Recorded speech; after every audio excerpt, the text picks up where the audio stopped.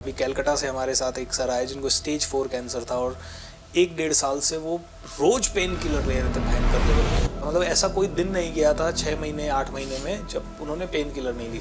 हमारे साथ वो 3 दिन के उस प्रोग्राम में जुड़े, दूसरे दिन से उनका पेन गायब हो गया और आज तक उनके पास कोई पेन लौट के वापस नहीं आया। जिस कंपनी से तुम्हें खाना आ रहा है, जिस कंपनी से तुम्हारे बच्चे की फीस जा रही है, तुम्हारी गाड़ी में पेट्रोल आ रहा है, तुम्हारी घर की EMI जा रही है, तुम उसको दिन रात गाली देते हो।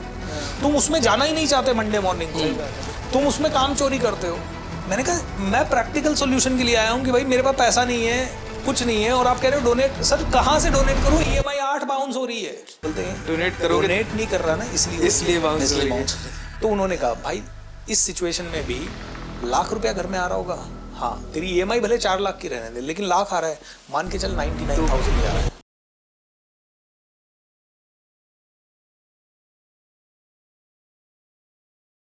Welcome to Ashish and Dhruvesh talk show. आज के हमारे इस पॉडकास्ट में जो गेस्ट होने वाले हैं वो बहुत ही स्पेशल हैं, जो आपको बताएंगे बिजनेस के बारे में, जो आपको बताएंगे आपके माइंडसेट एंड विजन के बारे में। और आपने इनको कहीं ना कहीं जरूर देखा होगा या इनकी कोई वर्कशॉप अटेंड की होगी। यूट्यूब पर स्टार हैं और इनके नाम 2 Guinness book of world record हैं। जी हाँ दोस्तों, आज हमारे साथ होने वाले हैं भूपेंद्र सिंह राठौर, जिनको लोग कोच BSR के नाम से भी जानते हैं। तो आइए आज हम जानते हैं उनसे बिजनेस माइंडसेट विजन के बारे में और बहुत कुछ सीखने को मिलने वाला है आज के इस पॉडकास्ट में। तो आइए हम और आप मिलकर शुरू करते हैं the Ashish and Dhruvesh talk show. Thank you sir, स्वागत है सर आपका। Thank you so much Ashish ji, thank you so much Dhruvesh. कैसे हैं सर आप? बहुत बढ़िया, फर्स्ट क्लास। तो सर मेरा आज जो हम बात करने वाले हैं वो बिजनेसमैन के ऊपर है। सो मेरा पहला सवाल है कि जितने भी रिच माइंडसेट के लोग होते हैं, जितने भी बड़े लोग होते हैं, मैं नाम नहीं लूंगा, और दूसरी तरफ छोटा बिजनेस ओनर हो गया या जो बड़ा बनना चाहता है, so what is that first major thing which you have observe कि यार जो बड़ा बना है ना वो सिर्फ इस क्वालिटी की वजह से बना है, वो क्वालिटी ऐसी क्या है? जो छोटे बिजनेसमैन होते हैं वो कई सारी छोटी छोटी चीज़ें टारगेट करते हैं कि मेरा टर्नओवर 1 करोड़ पहुंच जाए, फिर मैं ये गाड़ी लूंगा, फिर मैं ये घर लूंगा, फिर मैं 4 टीम मेंबर और रखूंगा, फिर मैं ये वाली मशीन लाऊंगा। और जितने भी बड़े बिजनेसमैन होते हैं ना वो इन छोटी चीज़ों को कभी टारगेट नहीं करते, वो हमेशा टारगेट करते हैं कि मैं दुनिया कैसे बदलूंगा। जैसे मार्क जुकरबर्ग जब उसने कॉलेज में था और उसने एक छोटा सा कोई ट्रायल किया कि फेसबुक जैसा ऐप बनाया, हार्वर्ड के लोगों को कनेक्ट किया। उसके बाद उसके माइंड में ये थॉट नहीं आया कि अब हार्वर्ड कनेक्ट हो गया तो मैं MIT के लोगों को भी कनेक्ट करूं या दूसरी यूनिवर्सिटी में से चलाऊं। उसके माइंड में सीधा ही आया मैं पूरी दुनिया कैसे कनेक्ट करूं। कैन यू इमेजिन कि आप हार्वर्ड को कनेक्ट कर रहे हो और अब सीधा थॉट आ रहा है पूरी दुनिया। नहीं तो आदमी कहता है कि अभी मैंने एक कॉलोनी को कनेक्ट कर लिया, अब मैं पूरे सिटी को करूंगा, फिर मैं स्टेट को करूंगा, फिर मैं नेशनल लेवल पे जाऊंगा और उसके बाद मैं शायद दुनिया के लेवल पे जाऊंगा। तो एक नॉर्मल एंटरप्रेन्योर सीढ़ियों में सोचता है और एक बड़ा एंटरप्रेन्योर जो होता है वो हमेशा बहुत दूर का विजन रख के चलता है। जैसे बिल गेट्स ने जब कंप्यूटर का समझ में उसे आया और उसने DOS ऑपरेटिंग सिस्टम खरीदा IBM से और उसके बाद माइक्रोसॉफ्ट ऑपरेटिंग सिस्टम बनाया, तो उसका विचार ये नहीं था कि अब तो यार अपना सॉफ्टवेयर बन गया, अब अपन एक बैंक को बेचेंगे और बैंक को बेच के अपन वहां से एक अच्छा रॉयल्टी ले लेंगे। उसका थॉट ये था कि पूरी दुनिया के हर एक डेस्क पे पर्सनल कंप्यूटर होना चाहिए। यू नो, जो ये विचारधारा होती है। स्टीव जॉब्स को लोगों ने कहा कि IBM इज द बेस्ट और अब मैं IBM को बीट करना है। स्टीव जॉब्स सेड नहीं, we want to become Apple, और पूरा बोर्ड अगेंस्ट हो गया और स्टीव जॉब्स को कंपनी छोड़नी पड़ी। लेकिन जब कंपनी के बोर्ड को वापस समझ में आया कि only Steve jobs can turn it around, तो वो वापस से स्टीव जॉब्स को लाए और स्टीव जॉब्स ने उन सब को बाहर निकाला and then finally his own vision ruled. Sir तो ये विजन जो है ना सर, आई थिंक ये बहुत बड़ा डिफरेंस है छोटे और बड़े बिजनेसमैन में। सर विजन तो बहुत अच्छी बात है, बड़ा विजन होना चाहिए, लेकिन विजन और रियलिटी में एक बहुत बड़ा गैप होता है। यही एक मिथ है। मतलब रियलिटी सभी की एवरेज होगी ना। हाँ जी बिल्कुल। जैसे अगर मार्क जुकरबर्ग ने भी शुरू किया तो उसका रियलिटी भी यही था कि वो तो कॉलेज गोइंग स्टूडेंट था। बिल गेट्स ने भी शुरू किया तो वो भी गैरेज से शुरू किया। इवन जो जेफ बेजोस है उन्होंने भी, आपने फोटो देखी होगी, अमेजन एक छोटे से जगह से शुरू किया। तो रियलिटी तो उनकी भी सेम है। सी रियलिटी के जो चैलेंजेस है वो तो उन्होंने भी फेस किए और एक छोटे बिजनेसमैन को फेस करने पड़ेंगे। रियलिटी आपकी जो भी हो लेकिन आपका आई कहाँ है। एक एग्जाम्पल देता हूँ, आप अभी दिल्ली में हैं हम और हमें जाना है बॉम्बे। हम यहां से 2 किलोमीटर 4 किलोमीटर आगे चलेंगे, रियलिटी में एक टोल टैक्स आएगा, एक स्पीड ब्रेकर आएगा, उस पे तो हमें ध्यान ही देना है। मतलब हमारी आंखें तो वैसे भी 20 मीटर 40 मीटर आगे ही देख पाएगी, लेकिन हमारा माइंड कहाँ है, मुंबई पहुंचना है। सो वो माइंड में वो हो, रियलिटी तो फेस करनी होगी। इस समय आपके और मेरे माइंड में कितना भी हो कि हम कितना बड़े बने, लेकिन हमें ये पॉडकास्ट पे ध्यान देना है। मुझे आपका क्वेश्चन क्या आंसर करना है उसी पे। So present situation and future, there are 2 different things. छोटे बिजनेसमैन का या एवरेज इंसान का फोकस ये होता है कि आज जो चल रहा है बस वही सबसे बड़ी चीज है, और उसी के अंदर वो पूरी एनर्जी उसके बारे में रोता है, चिल्लाता है, उसको ही मुद्दा बना देता है, उसी के ऊपर डिस्कशन करता है। ये बड़े बिजनेसमैन जो होते हैं, जो आज जो चल रहा है उसको तो वो निपटा देते हैं, वो तो कहते हैं कि कैसे भी करके या तो मैं करूंगा या कोई और करेगा, करना पड़ेगा, लेकिन they always discuss about their future. Sir goal तो बहुत बड़ा बनाना चाहिए, गोल बड़ा होना भी चाहिए, लेकिन उस गोल तक हम पहुंचेंगे तो स्टेप दर स्टेप ही ना सर, क्योंकि हम पहला कदम नहीं उठाएंगे। जैसे मुंबई जाना है तो हमें पहले तो अपने घर से गाड़ी लेकर निकलना ही पड़ेगा। तो ये जो छोटे बिजनेसमैन होते हैं, कई बार ये जो छोटे छोटे स्टेप्स होते हैं इसको बनाने में फेल हो जाते हैं। गोल तो बड़ा बना लेते हैं, लेकिन हम किस तरीके से वो हर एक पड़ाव को पार करें, करेक्ट, वो इन स्टेप्स को कैसे डिजाइन करें? इन स्टेप्स को डिजाइन करने से पहले भी एक चीज सोचनी पड़ेगी। देयर आर टू फोर्सेस, एक है पुश, एक है पुल। हाँ जी। एक 90% बिजनेसमैन के पास क्या होता है? पुश का फोर्स, कि यार मुझे अब कल है ना, अब अगले महीने मेरे को बड़ा ऑफिस लेना है तो थोड़ा और पुश करूं, थोड़ा और पुश करूं। तो उसका थॉट ही क्या है? एक नया ऑफिस लेना है। अभी मैं 500 स्क्वायर फीट में हूं, अब मैं तुझे 2000 स्क्वायर फीट में जाना है। उसका पुश इतना ही है। अब उसके बाद उसको क्या करना पड़ेगा? जैसे ही उसका 2000 स्क्वायर फीट का गोल पूरा होने वाला है, उसके बाद उसको फिर लगेगा अब किस चीज के लिए पुश करूं? अब बड़ी मशीन। अब किस चीज के लिए पुश करूं? अब बड़ा घर। अब किस चीज के लिए पुश करूं? एक और बड़ा ऑफिस। ठीक है। जो बहुत पावरफुल बिजनेसमैन होते हैं, जो विजन जो मैं बोल रहा हूं, वो इतनी बड़ी फोर्स है कि वो पुल करती है आपको, वो आपको सोने नहीं देती। अब्दुल कलाम साहब ने कहा ना, सपने वो होते हैं जो आपको सोने ना दे। तो ये पुल फोर्स होती है। विजन वाला आदमी ना नॉर्मल नहीं रह सकता। वो ये नॉर्मल आदमी कहेगा वर्क लाइफ बैलेंस होना चाहिए, पत्नी को इतना टाइम दो, बच्चे को इतना टाइम दो, हेल्थ को इतना टाइम दो, मेडिटेशन इतनी। जो विजनरी है ना, उसके लिए तो वो 24 घंटे उसी जोन में, वही उसके लिए खाना है, वही मेडिटेशन है, वही पीना है। जैसे अब्दुल कलाम साहब जैसे व्यक्ति या रतन टाटा साहब जैसे व्यक्ति कई बार अपने ऑफिस में बैठे रहते थे तो उनको काफी समय हो जाता था और उनको होश ही नहीं रहता था कब खाना खाया था, कब नहीं खाया था। तो ये पुल फोर्स है, और ये पैशन, ये एक नशा है जो जिंदगी भर बना रहता है और सेम इम्पैक्ट में बना रहता है। एक साधारण आदमी का नशा, जैसे ही वो खाने के ढाबे पे रुका, खत्म हो गया। जैसे ही वो फिर उसको वापस से सोचना पड़ता है, वापस ड्राइव करना है यार, आगे कहाँ पहुंचना है, कितनी देर लगेगी। सो पहला स्टेप जो आपने क्वेश्चन पूछा कि स्टेप्स कैसे डिजाइन करें, तो पहला स्टेप ही है वो पुल फोर्स क्रिएट करना। मतलब शुरुआत ही विजन से करनी पड़ेगी। Begin with the end in mind. Stephen Covey, doctor Stephen Covey ने अपनी बुक में कहा है 7 habits of highly effective people.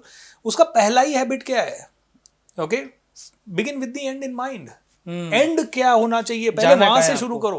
भाई मुझे अगर अमेरिका जाना है तो मैं उसके हिसाब से कपड़े लेके चलूंगा। हाँ जी। और उसमें भी मुझे 1 दिन के लिए जाना है या 10 दिन के लिए जाना है, उसके हिसाब से मैं तैयारी करूंगा। करेक्ट। और अगर मुझे मेरे पड़ोस में कहीं जाना है तो मैं उसके हिसाब से तैयारी करूंगा। करेक्ट। 90% लोगों का बिजनेस का उसूल ही क्या है? यार 2 करोड़ पे आ गए, बस 8 करोड़ पहुंच जाए तो मजा आ जाए। बिल्कुल। तो वो 8 करोड़ के हिसाब से तैयारी करते हैं, और उसके हिसाब से भी वो तैयारी नहीं करते, क्योंकि उनके पास ये डेडलाइन नहीं है कि मुझे 8 करोड़ अगले 1 साल में पहुंचना है। और वो डेडलाइन नहीं है तो फिर कोच नहीं है, कोच नहीं है तो कुछ नहीं है। तो दूसरा स्टेप, पहले तो बहुत बड़ा सोचो। जब बहुत बड़ा सोचोगे तुम्हारे माइंड में कोई प्लान नहीं होगा, तुम्हारे माइंड में प्लान से ज्यादा पैशन होना चाहिए, नंबर 1। नंबर 2, पैशन आ गया, अब उस पैशन को एग्जीक्यूट करने की इतनी भयंकर भूख होनी चाहिए कि वो भूख तुम्हें जगाए रखे और तुम्हें टोज पे रखे। तीसरी चीज, ये रियलाइजेशन, जिसके पास भी विजन है वो जानता है मैं अकेला वहां नहीं पहुंच पाऊंगा, इट्स वेरी डिफिकल्ट, तो मुझे हेल्प लेनी है। कोच से लो, एक्सपर्ट से लो, उस फील्ड के। अभी मुझे मार्केटिंग की एजेंसी डालनी है तो मैं किससे हेल्प लूंगा? कि दुनिया का कोई टॉप मार्केटर जो होगा उससे मैं हेल्प लूंगा। अगर मुझे ट्रेनिंग की एजेंसी डालनी है, जैसे मैं ट्रेनर हूं और मुझे नेक्स्ट लेवल पे जाना है, तो मैं किससे हेल्प लूंगा? जो मेरे फील्ड के और भी बेस्ट लोग हैं। सही बात है। That's simple. स्टीव जॉब्स के बारे में भी सर एक बात कही जाती है कि अगर आप स्टीव जॉब्स को स्टडी करेंगे और देखेंगे कि उनमें एक खास चीज क्या है, तो उन्हें तो एप्पल डिजाइन करना भी नहीं आता था। ट्रू। वो इंजीनियर भी नहीं थे, तो वो थी क्या? यही ब्लेसिंग है, विजनरी। उनके पास विजन की पावर थी। एब्सोल्युटली। सो अब मैं थोड़ा सा आम सरल भाषा में आपसे पूछना चाहूंगा, what is the definition of vision? Vision को आप डिफाइन कैसे करेंगे? विजन को अगर मैं डिफाइन करने की बात करूं तो विजन वो सपना है जो आपके एवरेज सपने से हजारों गुना बड़ा है, रोंगटे खड़े कर देने वाला सपना है। मतलब वो ऐसा सपना नहीं है जिसको सोचते ही आपने कहा कि ये तो पूरा कर दूंगा यार मैं, अरे इसके लिए तो मैं ये 4 चीजें। वो इतना बड़ा सपना है जिसके बारे में आपको नहीं पता उसका सर किधर है, पैर किधर है, बट अंदर से एक उसके बारे में सोचते ऐसे रोंगटे से खड़े होते हैं कि यार झंझनाहट सी होती है कि ये तो Ultimate. मुझे करना है, ये अल्टीमेट है मेरा, मतलब मरने से पहले ये करना है, इसके बाद मौत आ जाए चलेगा लेकिन इसके पहले नहीं मरना है। जैसे कि एडमंड हिलरी का एक ही सपना था कि भैया मैं तो एवरेस्ट फतेह कर लूं, और एवरेस्ट किसी ने उस समय तक फतेह ही नहीं की थी, मतलब कोई एवरेस्ट पे जाने की सोच भी नहीं सकता था, क्योंकि that is exactly the death zone. आज भी जो उसका 4th बेस कैंप है उसके आगे का जोन वही है, डेथ जोन, और वहां पे लाशें आज भी पड़ी रहती है। और उस समय ना तो इक्विपमेंट्स थे, आज तो बहुत आधुनिक इक्विपमेंट्स हैं, लोग जा पा रहे हैं। उस समय वेदर फोरकास्ट नहीं थे, सैटेलाइट फोन्स नहीं थे, रोप्स नहीं थी, कई सारे इक्विपमेंट्स नहीं थे, उसके बाद भी वो सपना देख के उसके लिए जी जान लगा देना, इतना तैयारी करना, इतना फोकस करना, और फाइनली वहां चले जाना, मतलब पूरी जान लगाने के बाद। तो वो जो होता है ना इनर कॉलिंग की, मर जाएंगे तो चलेगा लेकिन ये पूरा करना है, दैट इज विजन। अब विजन में भी जब बोले तो 2 पार्ट है। एक तो है समथिंग विच इज इनफाइनाइट, जो जिसको हम बोलते हैं पर्पस, कोर पर्पस या मिशन बोल सकते हो। अगर स्वामी विवेकानंद का मिशन था कि मुझे हिंदू को जागृत करना है या मुझे देश को नंबर 1 बनाना है, तो वो कब मर सकता है? वो पर्पस कभी मरेगा क्या? स्वामी विवेकानंद इस दुनिया से चले गए, उनका भौतिक शरीर चला गया, उसके बावजूद भी वो चलता रहेगा, वो चलता रहेगा, वो चलता रहेगा नॉन स्टॉप। मैंने कहा मुझे गरीबों को हेल्प करना है, मान लीजिए, या मैं कहता हूं मुझे दुनिया को इंस्पायर करना है, वो कौन से दिन मेरा वो पर्पस मरेगा? मतलब मैं मर जाऊंगा लेकिन वो कंटिन्यू। तो मुझे आज स्टीव जॉब चले गए लेकिन आज उनकी इतनी बड़ी कंपनी। तो जो मिशन है, विजन का पहला पार्ट, कोर पर्पस हम उसे बोलते हैं, वो कोर पर्पस इनफाइनाइट होगा, वो कभी नहीं मरेगा, वो हमेशा जिंदा रहेगा, that is going to be perpetual. And वो एक गाइडिंग स्टार की तरह होता है कि बस इधर भटके, कि मान लो अभी मेरा विजन है कि टू इंस्पायर पीपल, और कल को आशीष जी आते हैं, फ्रेंचाइजी है यार, बहुत बड़ी लिकर शॉप की फ्रेंचाइजी, करोड़ों रुपए मिलेगा, now should I do it और नॉट? नो। वो मेरा गाइडिंग स्टार है, मुझे जाना है लोगों को इंस्पायर करने। Will this inspire? इसमें हो सकता है 100 करोड़ हो, मेरे पास आज डालने के लिए 5 करोड़ भी हैं। 100 करोड़ रुपए का बिजनेस मैं 1 साल में कर लूं, जो शायद ट्रेनिंग के बिजनेस से मुझे करने में 3 साल लग जाए या 5 साल लग जाए, बट वो गाइडिंग स्टार है। गाइडिंग स्टार कहाँ है? इधर जाना है। कोई मुझे कहता है कि यार भूपेन जी कपड़े का बिजनेस कर लो, बड़ा अच्छा बिजनेस है, मुझे इंस्पायर करना है लोगों को, और मुझे इंस्पायर करना है उनके थॉट प्रोसेस बदल के। मुझे ये इंस्पायर नहीं करना कि मैंने कपड़े की ब्रांड 5000 करोड़ की बना दी, अब कई लोग इंस्पायर होके वो भी 5000 करोड़ की ब्रांड बनाएंगे।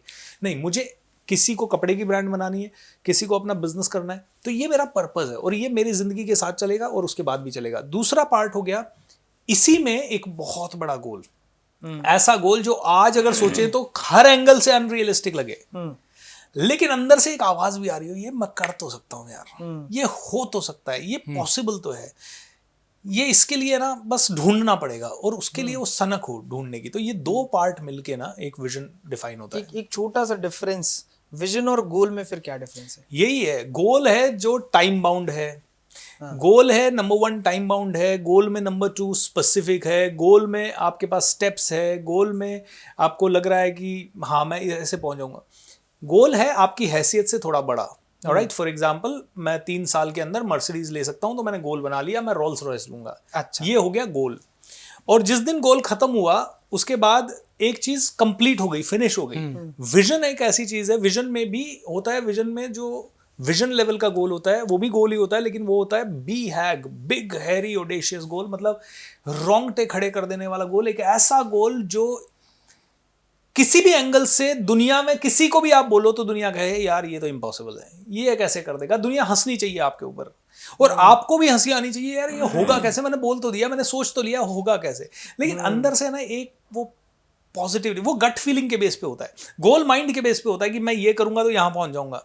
ये विजन जो है ना गट फीलिंग के बेस पे होता है, यार मैं इलोन मस्क को जैसे लगता है मैं मार्स को कॉलोनाइज कर दूंगा यार। अब पूरी दुनिया में कोई आदमी अपना घर बनाने की नहीं सोच पा रहा, सही बात है, और वो कह रहा है मैं मार्स को कॉलोनाइज करूंगा। इंडिया का पॉल्यूशन तो हटा के दिखा दो, वो कह रहा है मार्स में घर बनाऊंगा। अच्छा, मार्स में जाने के लिए नासा जैसा ऑर्गेनाइजेशन ही एक बार आदमी को या रोवर को भेज पाया, इंडिया अभी तक रोवर को भेज पाया है। वो अकेले दम पे जब नासा के पास गया, नासा ने कहा कि नासा को उसने बोला सर मेरे को रॉकेट भेजना है तो मुझे टेक्नोलॉजी दो। नासा ने कहा है कौन भाई तू, तेरे को कहाँ से टेक्नोलॉजी दे दें, कौन होगा तू इलोन मस्क। इस बंदे ने खुद पढ़ पुढ़ा के सीख सुखा के और अपना हजारों करोड़ रुपया बर्न करके फिर भी उस विजन को जिंदा रखा, और ऐसा रॉकेट बना दीजिए वापस आ सकता है। तो विजन को ऐसे डिफाइन कर सकते हैं कि विजन एक एक ऐसी चीज है जो हम इम्पैक्ट क्रिएट करना चाहते हैं वर्ल्ड में, Correct. May be, It is and to goal is solve a something, bigger problem. And goal is something जो हम डेली चीजें या फिर अपनी नीड्स पूरी दूसरी करनी। चीज, गोल खुद के लिए है, विजन दूसरों के लिए। बिल्कुल, विजन आप दूसरों विजन छोड़ के जाते हो, लोग आपके विजन के साथ अलाइन होते हैं और गोल आपके साथ रह जाता है, कोई आपके गोल के साथ अलाइन नहीं होता। Absolutely. क्या बात है। Very true. And vision will inspire people. समझ गया। Vision will always inspire people, goal will be personalize. तो वो दूसरों को, मैं रोल्स रॉयस लूंगा, उससे आप इंस्पायर हो या नहीं हो उससे कोई मतलब नहीं है। मैंने 1000 करोड़ का बिजनेस क्रिएट करने का गोल रखा, इसीलिए जितने भी बिजनेसमैन कहते हैं मेरा विजन है 10,000 करोड़ की कंपनी क्रिएट करना, अरे भाई आपको विजन का पता ही नहीं है, वो गोल है। क्योंकि अगर मैं किसी भी वर्कर को बोलूं मैं 10,000 करोड़ की कंपनी क्रिएट करना चाहता हूं इसलिए तुम बेस्ट काम दो, वो कहेगा साला तुझे करना है ना, मुझे तो सैलरी उतना ही देगा। विजन ये हो सकता है इस केस में कि उतने लोगों की लाइफ में प्रॉब्लम सॉल्व करना है। एब्सोल्युटली। तो it is going to be always for the people, समझ it is never going to be for yourself. इसीलिए आप देखो जितने भी विजनरीज हैं उनकी लाइफ आप देखो, महात्मा गांधी की लाइफ देख लो, सरदार पटेल की लाइफ देख लो, सुभाष चंद्र जी बोस की लाइफ देख लो, भगत सिंह जी, खुद की पर्सनल लाइफ ऑलवेज मिजरेबल रहती है विजनरी की। Yes, because he never lives for himself, और ये दूसरों के परसेप्शन से मिजरेबल रहती है। उनसे अगर पूछा जाए तो दे आर सेइंग कि आई लव दिस प्रोसेस, उनको उसका रिग्रेट नहीं है। आज भगत सिंह जी वापस से जिंदा होकर हमारे सामने बैठे हैं और उनसे पॉडकास्ट में पूछा जाए do you have any regret कि आपको फांसी हुई, बोले नो आई वांटेड दिस। उनके फादर तो बहुत अप्रोच लगा के उनको छुड़वाने के लिए आए थे। Personal choice, it was a personal choice. वो जानते थे कि अगर मैं फांसी नहीं चढ़ा तो मेरा पर्सनल आंदोलन, मेरा विजन खत्म हो जाएगा, इट विल डाई डाउन। तो vision is much beyond your life and death, it is much beyond your family. Visionary कभी नहीं कहेगा कि मेरे को फैमिली में वर्क लाइफ बैलेंस चाहिए, विजनरी कहेगा मेरी फैमिली सफर करे चलेगा मुझे, बट ये विजन सफर नहीं करना चाहिए, इट शुड लिव। तो एक बिजनेसमैन को विजन क्यों चाहिए? ये बिजनेसमैन जब विजन लाता है तब उसके पास पैसा कमाने का एक बहुत बड़ा रीजन होता है। नहीं तो 99% छोटे बिजनेसमैन से पूछो तुम्हें 1000 करोड़ जाना, वो कहेगा मुझे 1000 करोड़ जाना, लेकिन क्या उसके अंदर एक मोटिवेशन है 1000 करोड़ का, इंस्पिरेशन है 1000 करोड़ की? विजनरी के अंदर है, क्योंकि विजनरी का सपना है मुझे पूरी दुनिया बदलनी है, मुझे पूरे संसार को बदलना है। वो कैसे होगा? उसके लिए संसाधन चाहिए। संसाधन कहाँ से आएंगे? जब 10,000 करोड़ की कंपनी बनेगी। That's how it is. ये आपके अंदर सर ये लर्निंग कहाँ से है? व्हाट्स योर अपब्रिंगिंग, आपकी ओवरऑल जर्नी कैसी रही? मेरी जर्नी बहुत ही एवरेज रही है। मैं सरकारी स्कूल से पढ़ा हूँ, सरकारी स्कूल से पढ़ने के बाद मैं आईटी में मैंने जॉब्स वगैरह की, और वहाँ से 2010 में मैंने जॉब छोड़ी। तो मेरा तो पहला ही पर्पस, मेरा ट्रेनिंग फील्ड में आने का ये उद्देश्य नहीं था कि मुझे ट्रेनर बनना है। मैंने तो पब्लिक स्पीकिंग ऐसे ही शुरू की थी शौक के लिए। टोस्ट मास्टर्स क्लब चले गए, हमारे मनीष गुप्ता सर थे, उनसे हमने सीख लिया। लेकिन एक जब सर का एक प्रोग्राम अटेंड किया मैंने, माय एपिटाफ करके, तो तेरी कब्र के पत्थर पे क्या लिखा होगा, बस वो जो एक लाइन थी ना उस प्रोग्राम की, वो मुझे सोचने में मजबूर की। मैंने कहा यार मैं आईटी कंपनी में जॉब कर रहा हूँ तो इससे तो सिर्फ मेरा घर चल रहा है, तो मैं दूसरों के लिए तो कुछ कर ही नहीं रहा हूँ। मेरे गोल बड़े हैं कि भाई मैं घर बनाऊंगा, मैं गाड़ी लूंगा, मैं विदेश घूमूंगा। मैंने कहा मेरा कोई ऐसा गोल ही नहीं है जिससे कि मैं दुनिया के लिए जीऊंगा। तो वो रात 2009 की थी, तब मेरे को ये रियलाइजेशन हुआ कि मुझे आईटी में तो नहीं रहना, तो करूँ क्या? तो मुझे यही अच्छा लगने लग गया था बात करना है। और मैंने कहा इससे मैं एटलीस्ट दुनिया को इम्पैक्ट कर सकता हूँ, बिकॉज बाकी और कोई फील्ड की नॉलेज भी नहीं थी। और फिर इसी में आ गया। तो जब मैंने 2012 में बिजनेस कोच एक और रखे मेरे लिए, उन्होंने सबसे पहला सेशन मेरा लिया विजन का। तो 1-1.5 दिन उन्होंने विजन के ऊपर बात की। तब से तो ये मेरे ब्लड में चला गया। मतलब आज मैं दुनिया के 90% कॉन्सेप्ट से नहीं रिलेट कर पाता। इसलिए नहीं रिलेट कर पाता क्योंकि काफ़ी सारी चीज़ें बहुत सारे भटकाव के लिए हैं। मतलब आज हर आदमी कहेगा ये होना चाहिए तुम्हारी लाइफ में। कोई अगर हनुमान जी का भक्त है वो कहेगा हनुमान जी की ही सेवा करो, कोई कहेगा शिव जी का भक्त है शिव जी की, मुस्लिम के पास चले जाओगे वो कहेंगे 5 बार नमाज ही पढ़ो। हर आदमी का अलग अलग है, ठीक है। कोई आदमी कहेगा आपको कि तुम्हारे वर्क लाइफ बैलेंस बहुत ज़बरदस्त होनी चाहिए। कोई कहेगा क्या मतलब है तुम्हारी काम करके जब तुम 8 बजे सो ही नहीं सकते तो कोई हेल्थ कोच कहेगा 8 बजे सो जाओ, सुबह 4 बजे उठो। मैं कहता हूँ लाइफ में एकमात्र रूल अगर इस दुनिया को बदलना है, तो एकमात्र रूल अगर श्री राम भगवान की तरह जीना है या कृष्ण की तरह जीना है या सरदार पटेल की तरह जीना है, तो एकमात्र rule, you must have only vision. Vision जो फुलफिलमेंट तुम्हारी जिंदगी को देगा वो मुझे नहीं लगता कोई और चीज दे सकती है। विजनरी की हो सकता है फैमिली उससे उतनी खुश ना रहे, विजनरी की हो सकता है हेल्थ उतनी अच्छी ना रहे, लेकिन विजनरी अम्बेडकर बन सकता है। सर एक एम्प्लॉई से एक एंटरप्रेन्योर बनने का, एक कोच बनने का विजन आपने कैसे देखा? बस यही था कि जब मैं ये सेशन जब मैंने किया माई एपिटाफ, तो मुझे लगा कि मैं अपने लिए, मैं सिर्फ जो अभी काम कर रहा हूँ उससे तो मैं खुद के लिए पैसा कमा रहा हूँ, can I do something for the world, and कैसे करें, क्योंकि आइडियाज़ आते थे, हम गरीबों की मदद करें, साले हम खुद ही गरीब है, कहाँ से गरीबों की मदद करेंगे। हमने सोचा कि we will help so many people get the job. अरे मेरी खुद की जॉब में तो मैं अभी तक ग्रोथ नहीं कर पा रहा हूँ, उसमें भी तलवार लटकी रहती है, कब छूट जाएगी। तो एक ही थॉट आया कि सबसे पहले वो काम करें जो अपने को सबसे ज़्यादा पसंद है, क्योंकि आई थिंक अपने को जो काम सबसे ज़्यादा पसंद है उसमें आपका बेस्ट आता है, तो वो भी एक कस्टमर सर्विस है, दुनिया की सर्विस है। जैसे कोई आदमी म्यूजिशियन है, उसका कोई ज़रूरी नहीं है कि विजन हो कि मैं 50,000 बच्चों को, अनाथ बच्चों को कुछ करूं। उसका सिर्फ एक ही विजन हो सकता है कि मैं पूरी दुनिया का स्ट्रेस को भगाऊं by producing world class music. आज दुनिया में 90% चीज़ें पतन की तरफ जा रही है, and that is because people are not visionaries, they are only money oriented. तो दो तरह के एंटरप्रेन्योर होते हैं, एक मनी ओरिएंटेड, एक growth oriented. Money oriented entrepreneur कहता है साम दाम दंड भेद, पैसा आना चाहिए, ड्रग्स बेचूं, मिलावट बेचूं, दारू बेचूं, मीट बेचूं, न्यूडिटी बेचूं, पोर्नोग्राफी बेचूं, कुछ भी बेचूं, पैसा आना चाहिए, दूसरे के घर बर्बाद हो, मुझे उससे कोई मतलब नहीं, मेरा घर बड़ा होना चाहिए। करेक्ट। सिगरेट बेचूं, कुछ भी करूं। लेकिन जो ग्रोथ ओरिएंटेड एंटरप्रेन्योर होता है ना, वो कहता है मैं भी ग्रो करूं, मेरी टीम भी ग्रो करे, मेरा सोसाइटी भी ग्रो करे, और मेरा कंट्री भी ग्रो करे। जैसे सब्जी भाई ढोलकिया का एग्जांपल आप देखो, वो खुद ग्रो किए हैं, तो उनकी कंपनी में कई लोगों को कारें भी गिफ्ट की है, उनकी कंपनी में कई लोगों को घर भी गिफ्ट किए हैं, उनके सारे एम्प्लॉइज के माता पिता को साल में एक बार तीर्थ यात्रा भी करवाते हैं, उनके गांव के आसपास के 100-200 किलोमीटर में तालाब खुदवा के पानी का बहुत बड़ा काम उन्होंने कर दिया है। That's an amazing work. As an entrepreneur भी आप बहुत बड़ी समाज सेवा कर सकते हो और समाज में बहुत बदलाव लेकर आ सकते हो खतरनाक तरीके से। पैसा कमाने का उद्देश्य अगर समाज में बदलाव करने का होगा ना, तो पैसा भी डबल स्पीड से आएगा। ट्रू। सर मान लेते कोई एक आज 20s में कोई आदमी है फॉर एग्जांपल, या कोई लड़का है ना, उसको क्लैरिटी नहीं है, या फिर वो आगे बढ़ने चाहता है लेकिन अभी जॉब में फंसा हुआ है फॉर एग्जांपल, तो what is that first step that you will suggest him और her? I think he has to work with any visionary. मुझे पता है कि 20s में शायद उसके पास ये मेच्योरिटी नहीं होगी कि वो अपना विजन डिस्कवर कर ले। अगर ये मेच्योरिटी आ जाए तो नथिंग लाइक इट। मैंने अपने लाइफ से ये जाना है कि कई लोग तब तक स्ट्रगल बहुत करते रहते हैं जब तक उनको विजन नहीं मिलता, और जब विजन आ जाता है उनके पास, उसके बाद 10 साल के अंदर अंदर उस इंसान को अपनी पूरी दुनिया जानने लगती है। आप किसी भी इंसान को देख लो, मान लो कोई एथलीट ही है, उसको 6 साल 7 साल की उम्र में समझ में आ गया कि मुझे तो यही गेम पकड़ना है और इसके अलावा कुछ नहीं पकड़ना है। जैसे अभी 13 साल का वो बच्चा जो IPL में 1 करोड़ पे बिका है, अब उस आदमी के, उस बच्चे के अंदर, इसका मतलब है 7 साल 8 साल की उम्र से या उससे पहले से क्रिकेट ही मेरा सब कुछ है ना। इसको इस तरह से समझ लेते हैं। मान लो एक नॉर्मल आदमी को विजन नहीं समझ में आता है, एटलीस्ट एक लाइन समझ में आ जाए। लाइन समझ में आते ही आप देखो 13 साल की उम्र में सब लोग उसके बारे में चर्चा कर रहे हैं। ऐसे तिलक मेहता करके लड़का है, तो वो अगर ना 8 साल की उम्र में उसको बिजनेस आइडिया आ गया होगा या बिजनेस के बारे में समझ उसने लेना शुरू किया होगा, तो 13 साल की उम्र में उसने 1 करोड़ की कंपनी खड़ी कर दी, वो जो कौन सी कुरियर कंपनी है। तो कहते हैं कि सबसे पहला तो वो करो, लेकिन वो आसान नहीं है। उसके लिए बहुत विजडम चाहिए, बहुत पढ़ाई चाहिए, या बहुत ज़्यादा रिसर्च चाहिए, लेकिन वो नहीं होता है। तो एक विजनरी के साथ सबसे पहले काम करो। Don't work for money in your 20s, don't work for your car in your 25th year, work for only learning how to become billionaire in the year of 20s और 30s।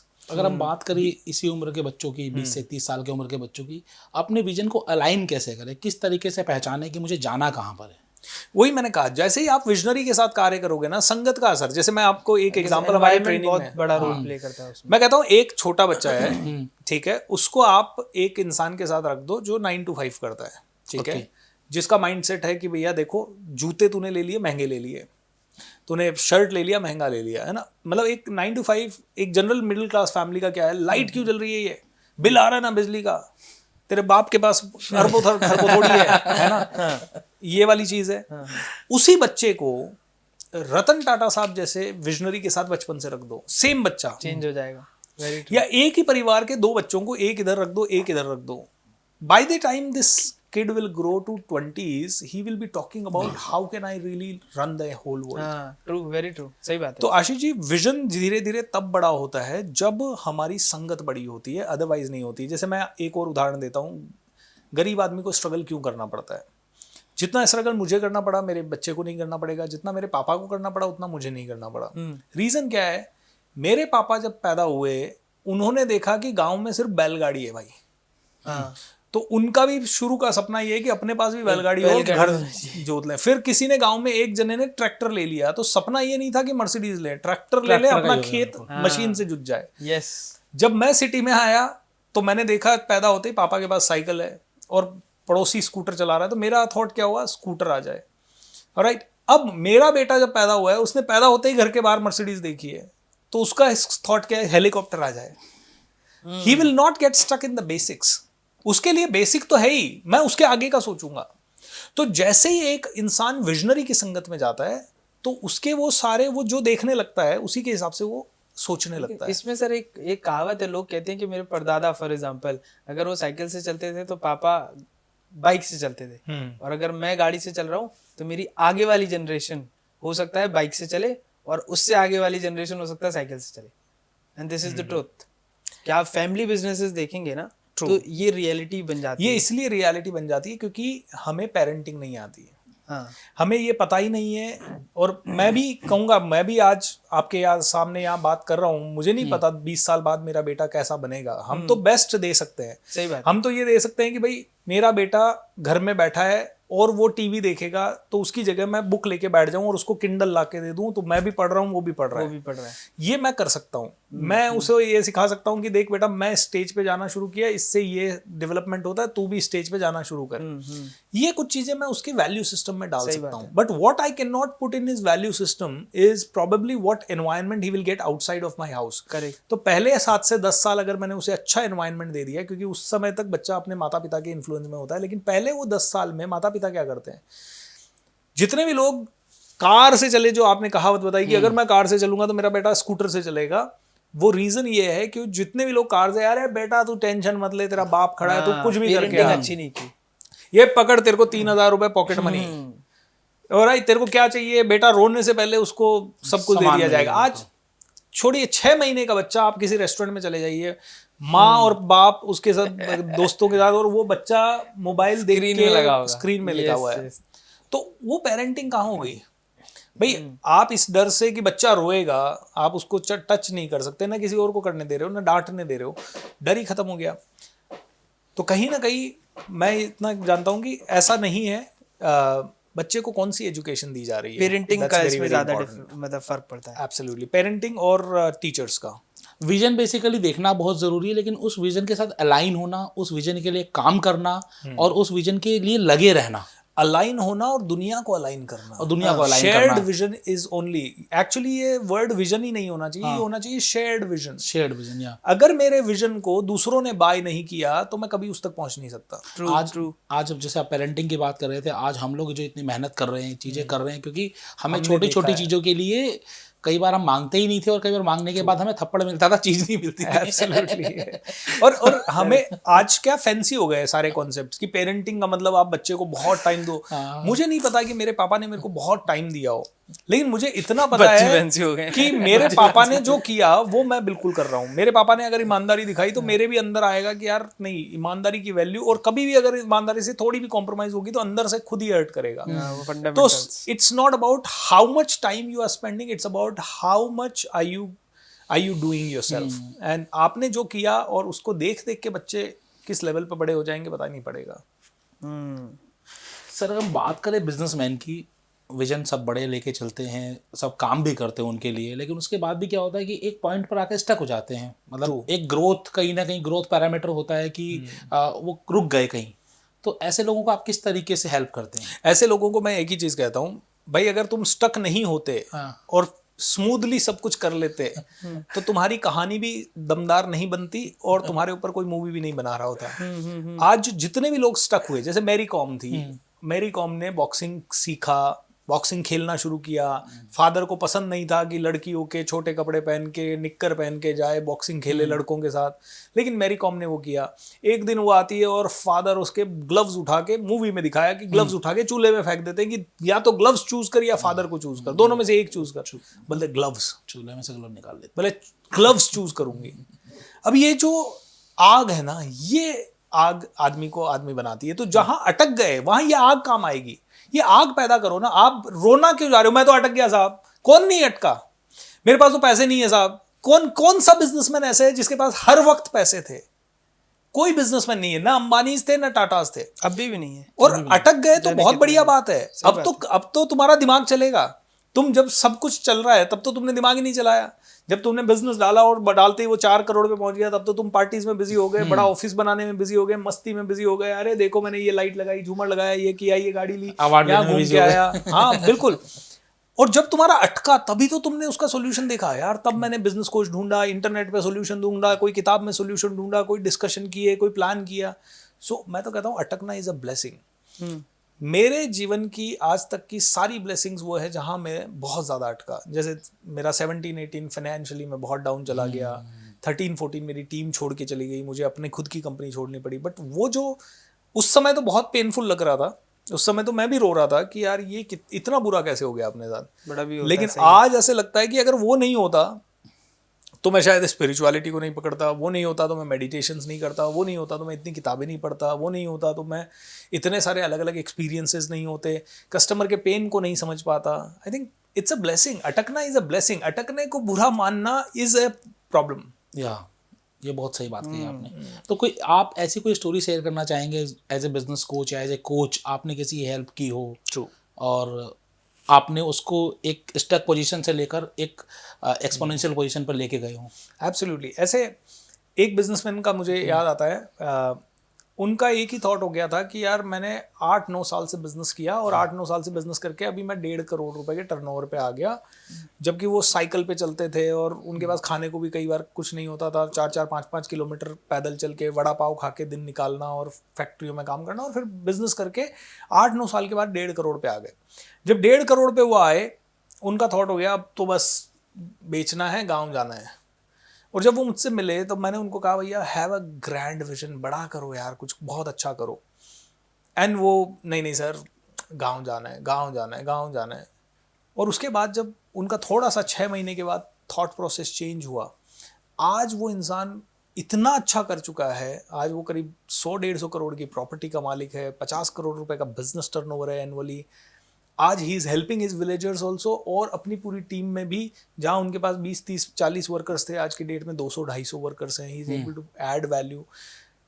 ये क्यों हुआ? क्योंकि एक छोटा रियलाइजेशन उनको इतना सा हो गया कि यार जो मैं सोच रहा हूँ वो सही नहीं है, I think I should follow coach. एक और मैं आपको बताता हूँ, एक नारायण मगर जी करके हमारे पास एक बिजनेसमैन आए जो बहुत छोटे बिजनेसमैन थे, और 10 साल मेहनत करने के बाद सिर्फ 30 लाख रुपए का टर्नओवर, जिसमें 2-3 लाख रुपए उनके पास बचते होंगे साल का। तो एक तरह से आप कह सकते हो जो होते ना, आपको कई लोग जो वेल्डिंग वगैरह का काम कर रहे हैं, तो उस तरह का एक जिनके कपड़े हमेशा काले हो रखे हैं, एक ही आदमी है, वही वर्क कर रहे हैं, वही लोहा जोड़ रहे हैं, सब कुछ कर रहे हैं। उनको किसी ने एक बार मेरे प्रोग्राम के लिए बताया, वो आ गए हमारे विजन सेशन में 2 दिन के लिए। 2 दिन के विजन सेशन में आके अगले दिन मेरे को विजन खत्म होने के बाद फ़ोन पे गालियाँ निकालना शुरू। क्या है ये, आप लोग हमसे पैसा ले लिया, आप लोगों ने 2 दिन का ट्रेनिंग दिया और 2 दिन में हमें बता रहे हो 1000 करोड़ जा सकते हो, बिल गेट्स बन सकते हो, ये बन सकते हो। हमने क्या 10 साल झक मारी है क्या बिजनेस के अंदर? 10 साल से हम कोशिश कर रहे हैं और हम एक लेवल के ऊपर आगे नहीं जा पा रहे, और आप जो हो कह रहे हो कि हज़ारों करोड़ चले जाओगे, आप अंबानीज बन जाओगे। सोचो तो सही। मैंने कहा, बोले हमसे ही पैसा लेके हमें ही होटल का खाना खिला के। मैंने उनको फ़ोन किया, मैंने कहा सर देखो, आप 1 साल की कोचिंग में आए हो, उसका पहला पार्ट था विजन। मैंने कहा सर 2 चीज़ें हैं यहाँ पे, सुनना तो मुझे आपका है नहीं। या तो अपना पैसा लो और अपने हिसाब से आज तक करते आए हो वैसा करो, या फिर 1 साल मेरी सुनो अगर अंदर आए हो तो। क्वेश्चन करने का अधिकार आपको नहीं है। हाँ, आप क्वेश्चन करो कि मैंने जो पढ़ाई वो चीज़ समझ में नहीं आई तो क्वेश्चन करो आप, या उसके 4 और एग्जाम्पल चाहिए तो आप क्वेश्चन करो। आप ये क्वेश्चन नहीं कर सकते कि ये चीज काम ही नहीं करती है, मैं क्या झक मारने के लिए, मेरे को कौन सा टाइम पास करना है आपको बुला के। तो जब मैंने ये बोला, उन्होंने भी बात सुनी। 1 साल वो आदमी ने डेडिकेट किया। 1 साल के बाद वो 1.5 करोड़ पे था। 1 साल के बाद उनके पास कार थी। 2 साल के बाद उनके पास घर था, एक और कार थी, 4 मशीनरी आ गई, बड़ी फैक्ट्री आ गई। And he became my biggest, I would say, होता है ना, वेल विशर। क्योंकि ऐसे जो ट्रांसफॉर्मेशंस हुए, अमेजिंग। एक कंपनी है मैकफोर्स इंडिया लिमिटेड करके, छोटी कंपनी थी, 4 पार्टनर्स थे, Atul, Vinod, Nilesh and one more. ये 4 पार्टनर ने 90 लाख रुपए के टर्नओवर पे ये लोग बैठे थे, 90 लाख रुपीज ओनली। मेरा अगेन एक कोर्स था 1.5 लाख रुपए का, मैं उस समय चार्ज लेता था 2 लाख रुपए का। एंड ये दोनों चारों पार्टनर्स में से 2 पार्टनर उसको अफोर्ड करके 2 अंदर आ गए, और उन्होंने पहला सेशन हमेशा मेरा डिस्कवरी ऑफ विजन ही रहता था, बिकॉज आई ऑलवेज फील कि बिना विजन के आप जो कर रहे हो वही करते रहना चाहते हो, तो मेरी क्या जरूरत है। सही बात है। You know, I don't believe in quick fixing कि भैया सही बात है। आपको अभी माइक से प्रॉब्लम है तो माइक बदल दिया और बस काम हो गया। छोटी मोटी क्विक फिक्स चल सकता है कि भाई अभी आपके पास सेल्स का बिल्कुल नहीं है, फेसबुक ऐड करना नहीं आता, तो वो बता दिया आपको। बट बड़ा फिक्स करना है तो बड़ा फिक्स करने के लिए विजन लगेगा। मैंने जैसे ही अतुल और विनोद 2 लोगों ने ये अटेंड किया, और उन दोनों ने अटेंड करते ही they understood the power of vision, और उन्होंने जाते ही अपने दोनों पार्टनर्स को अगले दिन अलग से बिठाया घर पे या अलग से रिसोर्ट में, खुद पूरा उनको समझाया। उसके बाद 6 महीने तक उन्होंने मेरे साथ जो भी मीटिंग की, मेरे सेशन में और कई टॉपिक्स चलते रहे, 6 महीने तक उन्होंने एक ही टॉपिक पे मीटिंग की, विजन है विजन है विजन है विजन। 6 महीने के बाद उनको विजन क्लैरिटी आई। मैं आपको बताता हूँ, 2017 में ये लोग मुझे मिले, 2019 में 1 साल का कोर्स पूरा हो गया, इन्होंने बहुत बदलाव किए। उस समय ये 600 स्क्वायर फीट के ऑफिस से या 500 स्क्वायर फीट के ऑफिस से थोड़े ठीक ठाक ऑफिस में 2000-3000 स्क्वायर फीट के ऑफिस में आए। 1.5 साल बाद अतुल मेरे एक सेशन में आ गया, और उसका कोई फ्रांस का कोई दोस्त भी आया हुआ था, उसको लेके आया, सबसे लास्ट में बैठा हुआ था। और मैं लकीली ऐसे ही कुछ एग्जांपल दे रहा था और अतुल दिख गया। मैंने कहा ये भी मेरे कस्टमर हैं, आइए अतुल भाई शेयर करो। अभी कितना पहुंच गया? 1.5 साल, पौने 2 साल बाद अतुल ने शेयर किया 12 करोड़ हो गया sir. And I was like thrilled. और उसने मुझे इन्वाइट किया अपने 12,000 स्क्वायर फीट के ऑफिस में। मैं जब वहाँ गया, उनका सारा सिस्टम देखा, उनका इंटरव्यू लिया मैंने अपने यूट्यूब चैनल के लिए, ये सब हुआ। उसके बाद कोविड में हम लोग टच में नहीं रहे, और सीधा मैं फाइनली न्यूज़ सुनता हूँ, क्योंकि उन्होंने 2019 में मुझे बता दिया था सर हम 2 साल में 100 करोड़ टच कर जाएंगे। एंड आज की डेट में they are a listed company. उनका शेयर जब चालू हुआ 130 रुपए के आसपास था, आज की डेट में 1000 रुपए से ऊपर का शेयर है। And that's a biggest transformation. ऐसे जो कई लोग आए हमारे फील्ड में हमारे साथ जो जुड़े, जो 1 करोड़ पे थे और आज की डेट में 100 करोड़ पे हैं, 50 करोड़ पे हैं, 500 करोड़ पे हैं। I mean that's incredible. जब इनको सोचते हैं तो ऐसा लगता है कि इतना पोटेंशियल होता है just by changing the thought. लेकिन आदमी इतना रिजिड होता है, सर मेरे पास तो लोन है, पहले तो लोन का सोल्यूशन बताओ। यार लोन का सोल्यूशन मैं क्या बताऊं? मैं थोड़ी तो लाके आपको पैसा दूंगा। लोन का क्या सोल्यूशन होगा? लोन का सोल्यूशन है या तो अर्न करो, या कहीं से अरेंज करो, या फिर थोड़ा सा सेल बढ़ाओ, या फिर कहीं से। तो लोन के सोल्यूशन क्या है कि भाई कस्टमर से एडवांस ले लिया, या फिर कोई कहीं से क्रेडिट ले लिया बैंक से, और कुछ गवर्नमेंट स्कीम से कुछ बेनिफिट ले लिया। इसके अलावा और क्या सोल्यूशन होंगे? पैसा कमा के ही देना पड़ेगा। सही बात है। अदरवाइज ट्रैप में ही फंसे रहोगे, यहाँ से लिया वहां दिया, वहां से लिया वहां दिया। अल्टीमेट सॉल्यूशन तो यही है, अर्न एंड पे। आपने ट्रैप वर्ड यूज किया तो उससे मुझको एक बहुत अच्छी चीज याद आई। 98% businessman are always in trap. But कौन सा trap? Price trap, sameness trap. Same तरह का प्रोडक्ट, सेम तरह की सर्विसेज, सेम तरह की चीजें जो पड़ोसी कर रहा है, ठीक है। एंड तीसरा क्या है? हर चीज बहुतायत में अवेलेबल है। मतलब प्राइस ट्रैप तो इतना ज्यादा है, यार मैं किराना बेच रहा हूं, मैं थोड़ा सस्ता करके कैसे बेचूं? आदमी को ये नहीं कि मैं इनोवेटिव करके महंगा करके कैसे बेचूं। आदमी क्या कहता है? Nobody knows सस्ता value करके। addition. Absolutely, people are not believing in value addition. They are just 1 का 4 दे रहा है वो, मैं 2 का 6 कैसे दे दूं? Something like that. बेसिकली इसको कमोडिटी मार्केट बोलते हैं। Commodity market. जब आप कमोडिटी मार्केट में होते हैं तो आप प्राइस बढ़ा नहीं सकते, बिकॉज वो कमोडिटी पे फिक्स है। एब्सोल्युटली। बट वहां पर अगर आप वैल्यू एडिशन, मार्केटिंग, ये सारी चीजें सीख जाएं तो उसका प्राइस ऑटोमेटिकली बढ़ा इनफैक्ट वैल्यू एडिशन के अलावा एक बिजनेसमैन के पास और कोई तरीका नहीं है अपने बिजनेस को प्रॉफिटेबल बनाने का आज। क्योंकि आपने जो प्रोडक्ट लॉन्च किया 6 महीने में मैं लॉन्च कर दूंगा। सही बात। फिर आपके प्रोडक्ट की 6 महीने की शेल्फ लाइफ है आपकी, और अगर मैं और ज्यादा फास्ट हुआ तो क्या पता 2 महीने में कर लूं। ट्रू। और वैल्यू एडिशन तो विजन और इनोवेशन से ही है। एब्सोल्युटली, और कोई दूसरा तरीका नहीं है। सर आप कोचिंग के अलावा फिलॉन्थ्रफी भी बहुत करते हैं। आपको मैंने काफी सारे सोशल जो इनिशिएटिव्स होते हैं वो भी लेते हुए देखा है। आप बहुत सारे फ्री इवेंट्स करते हैं, बहुत सारा जो आई गेस आपने पिछले साल फूड डिस्ट्रीब्यूशन का कुछ 100 डेज का कुछ करेक्ट, 365 डेज का कुछ अच्छा वो मिशन लिया था। उसके पीछे की सर साइकोलॉजी क्या है, क्यों आया आपके पास? मैंने आपको बताया कि 2017-18 में मुझे बहुत फाइनेंशियल प्रॉब्लम्स हो गई थी। 2009 में मैं ट्रेनिंग में क्यों आया? क्योंकि मुझे बेसिक लोगों के हेल्प ही करनी थी। मुझे ये कभी नहीं था कि ट्रेनिंग से पैसा भी कमाया जा सकता है। मेरा ये था कि मुझे तो हेल्प करनी है, इसलिए ट्रेनिंग में आना है।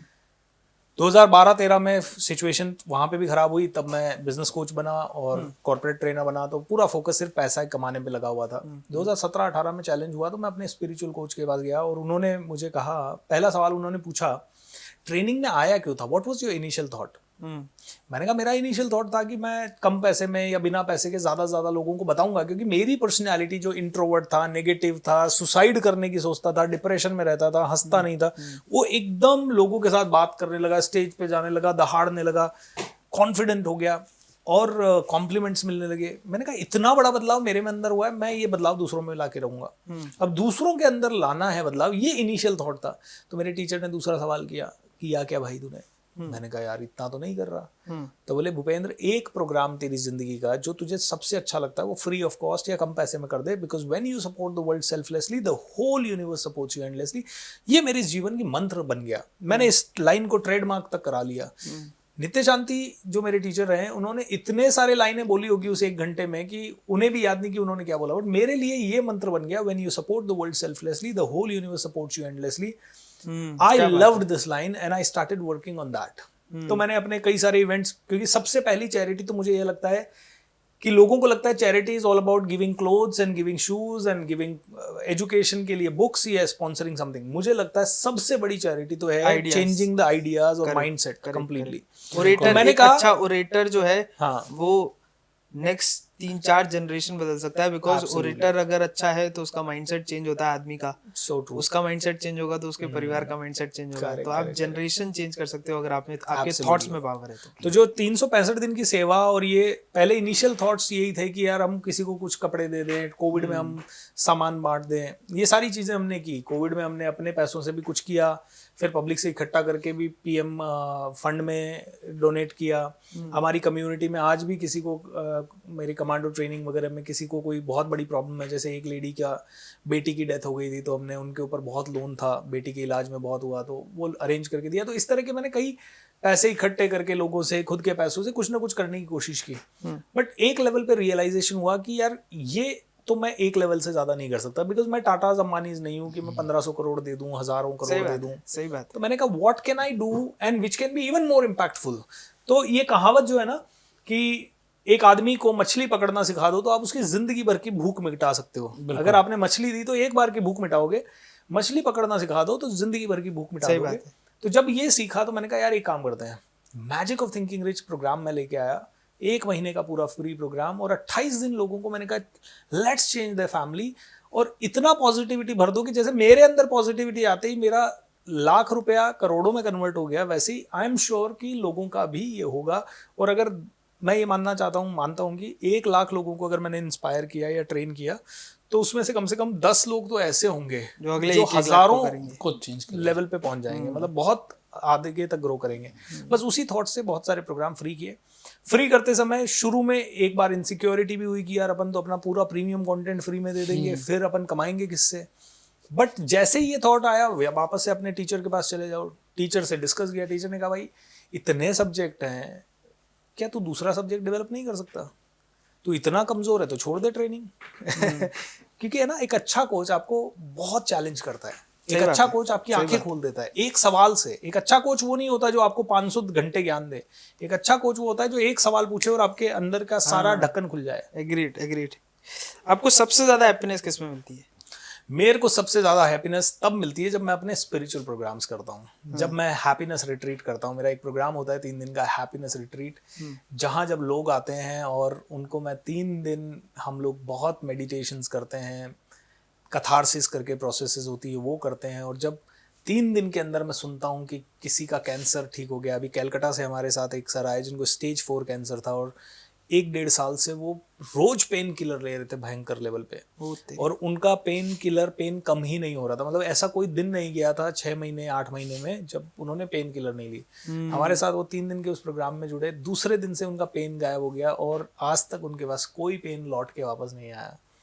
तो जब इस तरह के ट्रांसफॉर्मेशन हम सुनते हैं, एक कांतिलाल करके उड़ीसा से है, ब्रेन डेड थे ऑलमोस्ट, डॉक्टर्स ने कह दिया जिंदगी में कभी बिस्तर से नहीं उठेगा, लेकिन वो बंदा सुन पाता था और उसने मैजिक ऑफ थिंकिंग रिच का पूरा प्रोग्राम बेड पे देखा।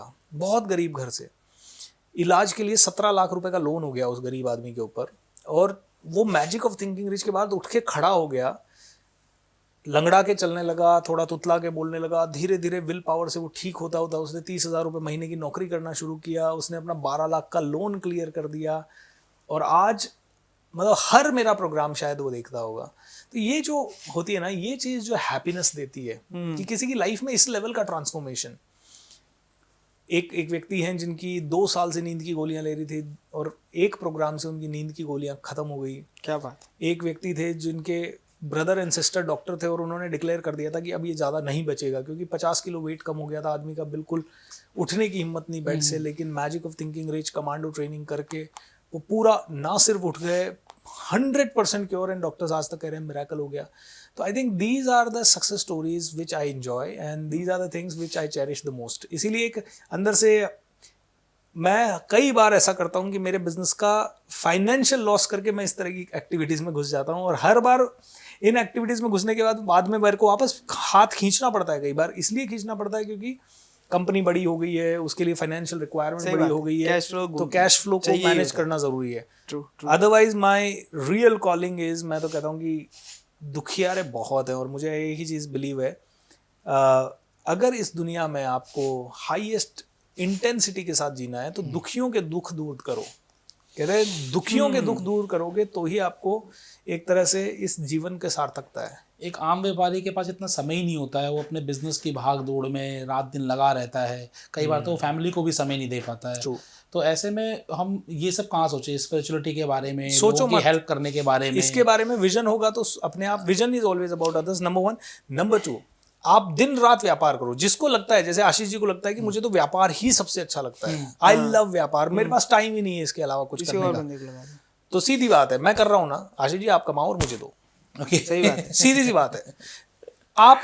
आप बिलीव नहीं करेंगे, 17-18 में जब मेरा फाइनेंशियल बहुत ब्रेकडाउन हुआ और मैं, मेरे एक स्पिरिचुअल कोच गोविंद अंकल थे, वो अब इस दुनिया में नहीं है अनफॉर्चुनेटली, उनके पास गया, पहला उनका आंसर क्या था, तू डोनेट नहीं करता ना इसलिए प्रॉब्लम है।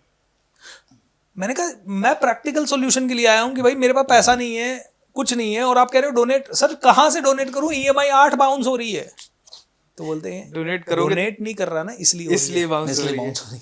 मैं पहले तो काफी देर तक मेरे को कॉम्प्रीहेंड नहीं हुआ, तो उन्होंने कहा भाई इस सिचुएशन में भी लाख रुपया घर में आ रहा होगा, हाँ तेरी EMI भले 4 लाख की रहने दे, लेकिन लाख आ रहा है, मान के चल 99,000 ही आ रहा है।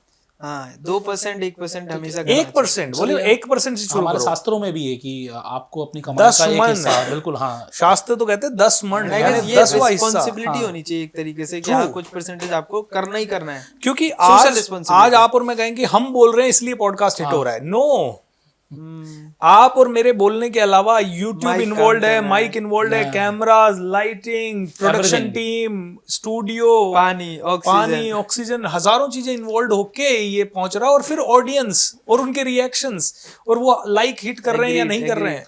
Everything is co-creation. आप एक सक्सेसफुल लाइफ कोच हैं, आप एक सक्सेसफुल बिजनेस कोच हैं, लाखों करोड़ों लोगों को आपने इंस्पायर किया है, तो वहाँ की जर्नी से इंस्पिरेशनल और स्पिरिचुअल में आने का आपने कैसे सोचा? ये मैंने आपको बताया ना, 17-18 के बाद ही शुरू हुआ। उस समय मुझे ये डेप्थ समझ में आई कि बिना स्पिरिचुअलिटी के आप बड़े बिजनेसमैन भी नहीं बन सकते। इनफैक्ट मैंने यहाँ तक सुना है कि जितने भी बड़े बिजनेसमैन हैं उनके काफी सारे स्पिरिचुअल रिचुअल्स है, या तो स्पिरिचुअल रिचुअल्स है या उनके कल्चरल रिचुअल्स हैं, दोनों में से एक है। Rituals is one thing and spirituality आप लोगों को आज बता रहे हैं, पढ़ा रहे हैं, उन लोगों को सिखा रहे हैं। रिट्रीट आपने बताया, किसी का कैंसर ठीक हुआ, कोई बहुत ही बुरी अवस्था से आज चलने फिरने लगा, कमाने लगा, तो ये एक पूरा पैराडिग्म शिफ्ट है कि हाँ मैं बिजनेस कोचिंग से एक अलग कोचिंग इंडस्ट्री में आ गया। ये हुआ यूं कि ये समझ में आ गया था कि मेडिटेशन करना ज़रूरी है, विजुअलाइजेशन करना ज़रूरी है। अब ये दूसरा रियलाइजेशन मुझे 2018 में ये हुआ कि मैं जब भी इनको सोचता था ना करूं, तो मुझे कभी टाइम ही नहीं मिलता था, क्योंकि मैं सुबह उठते ही काम पे लग गए, क्योंकि लेट उठे, 8 बजे उठे, 9 बजे उठे, तुरंत भागना है, आज इस पॉडकास्ट के लिए भागना, आज इस इवेंट के लिए भागना है, शाम को करेंगे। शाम को किसी ने पकड़ लिया, डिनर के लिए बिठा लिया, 11 बज गए, फिर थक गए, फिर आके सो गए। मेरे को पहला रियलाइजेशन 2018-19 में ये हुआ कि दुनिया में जब से दुनिया बनी है, जब से इंसान बना है इनफैक्ट दुनिया में, तब से इंसान जल्दी उठता था, जानवर जल्दी उठते हैं, पेड़ पौधे जल्दी उठे, पशु पक्षी जल्दी उठे, लाइटें नहीं होती थी पहले, आदमी 7-8 बजे खा पी के 9 बजे तो सो जाता था भगवान के भजन करके, सुबह 3 बजे 4 बजे उठ के गाय का मुर्गा बोला सब कुछ है ना। हाँ तो अल्टीमेटली तो मेरे को ये रियलाइजेशन हुआ कि पिछले 100-50 सालों में, 50 सालों में इनफैक्ट पिछले 40-50 सालों में हमने क्या कचरा कर दिया। हमने फैशन बना लिया लेट सोना लेट उठना। हाँ मैंने कहा सबसे पहले इसको चेंज करना है। तो I started getting up early in the morning. अब मैं अकेले कैसे उठूं, ये प्रॉब्लम था मेरे लिए भी। 2 दिन उठा, तीसरे दिन नहीं उठा, तो मैंने एक बैच अनाउंस कर दिया। मैंने कहा यार सब आओ, तुम्हें सिखाऊंगा 90 दिन। और उसमें भी मैंने बहुत सारे लोग इसको ये सोच रहे होंगे मैं अकेले कैसे उठूंगा, बीवी को भी उठा लेता हूँ। बीवी को उठाने गए तो घर में महाभारत हो जाएगी, घर में महाभारत हो जाएगी, वो नहीं करना है। तो अल्टीमेटली मैंने कहा यार एक काम करते बैच बनाते हैं। अच्छा ये सारे वो लोग थे जिन्होंने मुझे लाख रुपए के ऊपर दिया हुआ था। मैंने कहा कल से तुम उठोगे, और मेरा एक तरीका है, बेचारे पैसे दे रहे तो उठना ही पड़ेगा। मेरा एक तरीका है कि अगर मैंने कोई भी चीज लॉन्च की है ना तो उसको लंबे टाइम तक कमिट कर दो, ताकि आपकी वो आदत हो जाए। वो आपको बुरा लगेगा, एक लेवल के बाद वो आपको अखरेगा, लेकिन उसके कारण आपके अंदर जो प्रोसेस के कारण बदलाव होंगे ना वो अनइमेजिनेबल होंगे। तो मैंने 90 दिन का सीधा कमिट किया, 90 डेज का कमिट किया। सुबह जल्दी उठेंगे, सुबह जल्दी उठ के करवाओगे क्या मेडिटेशन, सुबह उठ के करवाओगे क्या प्राणायाम, सुबह उठ के आप कुछ भगवत गीता पे ही बात करोगे। सुबह उठते ही कहाँ बात करूंगा कि 1000 करोड़ ऐसे जाते हैं। आदमी कहेगा सर एक्सरसाइज करने दो या सोने दो। तो वो सुबह की अब रोज 90 दिन तक बात करनी है, तो बात करते करते, और आधा पौन घंटा तो उनको मेडिटेशन वगैरह करा दी, और हमने 1.5 घंटा किया था। क्योंकि मैंने रॉबिन शर्मा की किताब में पढ़ा था 90-91, 90 दिन, पहले 90 मिनट दिन के एक चीज करो जो तुम्हारे लिए सबसे ज्यादा इंपॉर्टेंट है। 90 डेज, पहले 90 मिनट, दिन के पहले 90 मिनट एक चीज करो जो तुम्हारे लिए सबसे ज्यादा इंपॉर्टेंट है, एंड तुम्हारा जिंदगी चेंज हो जाएगी। मैंने देखा कि मान लो अभी मेरे लिए बुक लिखना सबसे इंपॉर्टेंट है, 90-91 करो। हेल्थ बहुत इंपॉर्टेंट है, 90-91 कर दो, तो you will be excellent in that field. मैंने कहा यार सबसे इंपॉर्टेंट क्या है, ब्रेन। मैंने कहा 90 days 90 minutes one thing, brain. मैंने ब्रेन को पकड़ लिया। ब्रेन को पकड़ने के लिए फिर मैंने भी रिसर्च किया, तो मैं सुबह सुबह क्या बात करूंगा, change your pattern, change your thinking, अपने आप को समझो, भगवान को समझो, देवी देवताओं को समझो, आसपास के एनवायरनमेंट को समझो, ऐसे करते करते स्पिरिचुअल टॉक्स निकलने लग गई। ऐसे करते करते भगवत गीता पढ़ ली, ऐसे करते करते भगवत गीता की टॉक शुरू हो गई। इस तरह से फिर बहुत पसंद आ रही है लोगों को भगवत गीता टॉक्स आपकी जो है। Thank you. क्विक सर चीज कि जितने भी स्पिरिचुअल लोग मिलेंगे वो फाइनेंशियली बहुत स्ट्रांग होते हैं। ट्रू। आज चाहे आप बाबा रामदेव की बात कर लें, बीप चाहे आप बहुत सारे स्पिरिचुअल गुरु की बात कर लें, फाइनेंशियली बहुत स्ट्रांग है। सो ये स्पिरिचुअलिटी का जो लेवल है ये किस लेवल पे अचीव करना चाहिए? क्या ये शुरू से ही, फॉर एग्जांपल आज मेरे पास पैसे नहीं है, मेरे पास तो है, कोई मान लेते हैं 20 साल का कोई लड़का है कट उसके पास नहीं है एग्जांपल, तो वो तब से करना चालू कर दे, या फिर वो पहले उसका प्राइमरी फोकस्ड हो कि नहीं यार पैसे कमाने, स्पिरिचुअलिटी बाद में देखेंगे? यहीं पे ये जो चीज है ना, इसको ध्यान से समझना है, और सभी लोग ध्यान से सुनिएगा इसको। अगर कोई चीज करनी है, फॉर एग्जाम्पल तुम्हें हेल्थ फिटनेस करनी है, कब से करनी चाहिए? As soon as possible. बिल्कुल। ऑलराइट। तुम्हें अपने माइंड को ट्रेन करना चाहिए, कब से करना चाहिए? As soon as possible. तुम्हें अपनी कम्युनिकेशन को अच्छा करना है, कब से करना चाहिए? As soon as possible. 90% लोग क्या कहेंगे, पहले मैं जॉब कर लूं, शादी कर लूं, घर बसा लूं, उसके बाद मैं बिजनेस करूंगा। गलत है वो तो, वो होगा ही नहीं कभी। कितने लोगों का होता है? 98% लोगों का तो नहीं हो पाता, 95% लोगों का तो बिल्कुल नहीं होगा। रिस्पॉन्सिबिलिटी बढ़ती जाती है। तो कहते हैं कि जितना जल्दी हो सके उतना जल्दी आप स्पिरिचुअल चीज में घुस गए तो उतना सिंप्लीफाई आपकी लाइफ हो जाएगी। वाई जितने भी स्पिरिचुअल लोग हैं उनके सामने बड़े बड़े नेता, राजनेता सब झुक जाते हैं। क्या रीजन है? नॉलेज है, और नॉलेज से भी ज्यादा अटैचमेंट जीरो है। भगवत गीता कहती है कि अगर आपको सबसे बड़ा बनना है तो त्यागी बनो। त्याग का महत्व, मां को हम इतना सैल्यूट क्यों करते हैं? क्योंकि मां ने बहुत ज्यादा त्याग किया है। एक बच्चे को पैदा करने के लिए, उसको संभालने के लिए पिताजी ने भी किया है। हम माता पिता दोनों को भगवान का दर्जा देते हैं, लेकिन उन दोनों में से अगर एक को चूज करना पड़े तो हर आदमी अपनी मां को पहले चूज करेगा। बहुत कम लोग होंगे जो पिताजी को पहले चूज करेंगे, क्योंकि पता है पिताजी के बिना आप जिंदगी फिर भी एक बार जी लोगे। माँ ने अगर एक दिन पैदा होते ही दूध नहीं पिलाया, आपकी दूसरे दिन ही हालत खराब हो जाएगी। सो त्याग का महत्व दुनिया में सबसे बड़ा है। और जो स्पिरिचुअल गुरु होते हैं वो त्यागी दिखते हैं और होते हैं उनमें से कई, और आजकल कोई नहीं भी होते हैं, लेकिन जब आपके बॉडी में, आपकी वाणी में, आपके शब्दों में, आपके रहन सहन में त्याग दिखेगा, आदमी कहेगा I can take knowledge from this person because he is detached. Bhagavad Gita के हर चैप्टर में आप देखोगे एक ही चीज, वो ही आदमी सबसे सर्वश्रेष्ठ है जो कर्म कर रहा है लेकिन कर्म के फल को डिटैच करता है। कर्म के फल को इच्छा नहीं करने की नहीं कहता है। लोग कहते हैं कर्म करो, फल की इच्छा मत करो, ऐसा बिल्कुल नहीं है। कर्म के फल की इच्छा करो, लेकिन कर्म के फल के नहीं मिलने से दुखी ना हो। मिलने से नाचो मत, मिलने से अपने आप को मत समझो कि मैंने किया। भाई मैंने क्या किया है? मैं तो बोल रहा हूं, मेरे गुरुओं ने सिखाया तो बोल रहा हूं, नहीं सिखाया था तब तक कुछ नहीं बोल पा रहा था। ठीक है ना। और आज इस पॉडकास्ट से मैं अटैच हो जाऊंगी यार, ये तो पॉडकास्ट हुआ, अब ऐसे मेरे तो रोज के 10 पॉडकास्ट होने चाहिए, या हर पॉडकास्ट मेरा 3 मिलियन तक जाना चाहिए, तो तीसरे पॉडकास्ट के बाद मैं डिमोटिवेट हो जाऊंगा। तो I think detachment and renunciation. Bhagavad Gita में ना सर ज्यादातर लोग गलत मीनिंग निकाल लेते हैं। ट्रू। लोग उसको सोचने लग जाते हैं कि यार भगवत गीता में तो कहते हैं पैसा है, सब मोह माया छोड़ दो। बट मेरा कहना है कि अगर आपको भगवत गीता से ज्यादा, मुझे ऐसा लगता है कि आप कृष्ण की लाइफ को फॉलो करो। एग्जाम्पल, कृष्ण भगवान निकले मथुरा से, गरीब थे, कोई ज्यादा पैसा नहीं था, बट ही मेड द्वारका नगरी। करेक्ट। सबसे पावरफुल उनके पास सेना थी, तो उन्होंने पैसा भी बहुत कमाया, मटेरियलिस्टिक वर्ल्ड में पावर भी बहुत रखी, और उससे और बाद में वो भस्म हो गई, मतलब अटैच भी नहीं थे। ट्रू। तो कमाया भी, उसके बाद गवाया भी। Absolutely. So that is what I guess the power of detachment. Bhagavad Gita में आपको सबसे बेहतरीन चीज क्या लगती है? भगवत गीता की सबसे अच्छी चीज मुझे ये लगती है the quality of a saint और ए नाइस पर्सन। उसमें बहुत सारी क्वालिटीज हैं, जैसे कि आप लालच ना करो, आप जुआ ना खेलो, आप बहुत ज्यादा क्या कहते हैं पर स्त्री गमन जिसको बोलते हैं, इलिसिट सेक्स ना करो। ऐसे मतलब जो छोटे छोटे मोती है, सिंपल बहुत है। और सिंपल में एक चीज को समझना बहुत ज्यादा जरूरी है। मैं हमेशा सिखाता था, पहले बोलता था, मैं भगवत गीता पढ़ने के पहले ये कहता था यार, कॉमन सेंस के बेस पे बोलता था कि यार एक बात बताओ, जिस कंपनी से तुम्हें खाना आ रहा है, जिस कंपनी से तुम्हारे बच्चे की फीस जा रही है, तुम्हारी गाड़ी में पेट्रोल आ रहा है, तुम्हारी घर की EMI जा रही है, तुम उसको दिन रात गाली देते हो। तुम उसमें जाना ही नहीं चाहते मंडे मॉर्निंग को, तुम उसमें काम चोरी करते हो।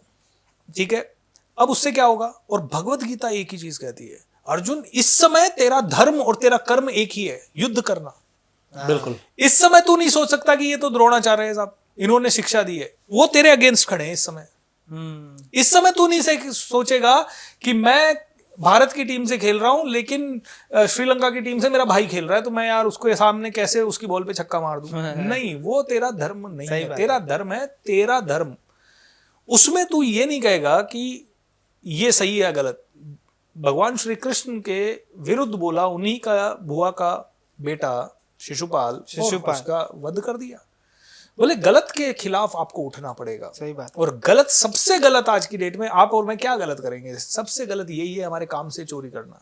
बिल्कुल। और काम चोरी को सबसे बड़ा गुनाह बताया, क्योंकि वो तुम्हारे कैरेक्टर को खराब करता है, तुम्हारी पीढ़ियों को खराब करता है, तुम्हारे माताजी को जो सम्मान मिलना चाहिए उससे उनको वंचित करता है, तुम्हारे पिता का ऋण तुम चुका नहीं पाते हो, तुम्हारे गुरुदेव की आज्ञा का पालन तुम कर नहीं पाते हो।